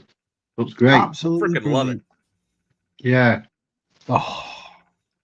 That's the old school one, isn't it? Is that the old school one? Is that that's the old school original, and then a box, and the box has the insert as well. Do you remember that figure right there, side top left? Well, again, I suppose, like we were just saying before, being a massive fan of the Empire of Star Wars, this would have probably been this line would have been the one I would have. The Action Force. Yeah, the Red Shadow lot. Yeah, we had that side. We found that. Yeah. We found that in that tub side, didn't we? That figure. Yeah, still got it. Yeah. Yeah. Beautiful. And the red escape armor, VTR Dave gave me that when we came for a visit, and I've since sent him the Hasbro gray version that over here, was very common for us. So beautiful. Yeah. Oh, that's Pali Toys, isn't it? It is. Good eye. Yep. Oh. But it just fits in seamlessly as a Baron's home base. And then from Skeletron, I've got Skeledrones, kind of climbing all over the place, which is cool. Yeah, G-Force bought them. I remember him buying them too. And then more Matt LaCroix's creations, I've got some of his line in there as well. Is that one of these right there? No, that's actually Matt the Kraken made that guy. Wow. And I think that's the one Dave gifted me that he did a little custom paint job. Yeah, I remember VTR making a video on this as well. Mm-hmm. Yeah, the guy in blue is from that other line, and I can't remember what it is, but it's like baddies of the world unite, right? I have it. Yeah. Absolutely brilliant. Absolutely brilliant. Do you want to call it, because it's 2.5 hours, and we'll show mine next week? It's been 2.5 hours. Do a part two. Wow. Yeah, we'll do a part two. I'll show mine next week. I have thoroughly enjoyed tonight. I think I've loved it. It's flown by. I'm talked about everything. I feel like we only been hanging out for like 30 minutes. It's great, isn't it? The first 45 minutes were a bit shit, but after that, everything else was great. So what I'll do in the comments, I'll just put a timer. 38. Press that. Tune in. Press that. You didn't want to know. PGM says, I'll have to search out Scuba, a plastic sheep from New Zealand for your international shelf. Keith Knight says, send him one of your blow-up sheep you have his own. Yeah. I'll laser. Yeah, baby. Lasers. So Darth Mother said, firing the laser a bit. Honestly, we've had over 30 all night, and it's just gone down to 20 now, so I can't disagree. It's been absolutely brilliant. I've absolutely loved it. Anything coming up, lads? I know we've got Zeasar and Tezes tomorrow, so I'm doing Zeasar and Tezes. I'm going to video a friend's G.I. Joe collection on Saturday. And it's gonna be crazy because he's done all kinds of like dioramas with his Joes. That's how he displays, and it's cool as hell. Well, I'll tell you what, take some pictures and we'll show them next week. I'll bring some of those, and then we're also going to be turning it into a Chasing 80s feature video. Nice. Definitely watching that. Definitely. Si, what have you? We've got Tub Thumpers on Wednesday, haven't we, Si? So Tub Thumpers is on Wednesday. Tub Thumpers on Wednesday with Matt's Collections. It's Matt's Collections. Nice. I think it's Matt this week. I think it is. Cool. Yeah, I can't wait to talk to him. So, but we're looking forward to that. So, I mean, I really enjoyed it tonight. I love this sort. I'm glad we started this. Paul Gills. Okay, so replay's awesome, Gills. We talked about loads of stuff. You'll enjoy it, Gills. You'll like it, especially the first half an hour. The first half hour. All right, we're done. So thanks everyone who's watching. Thanks everyone who watched the replay. It's been awesome. Say good night, lads. Good night, lads. Good night. See ya.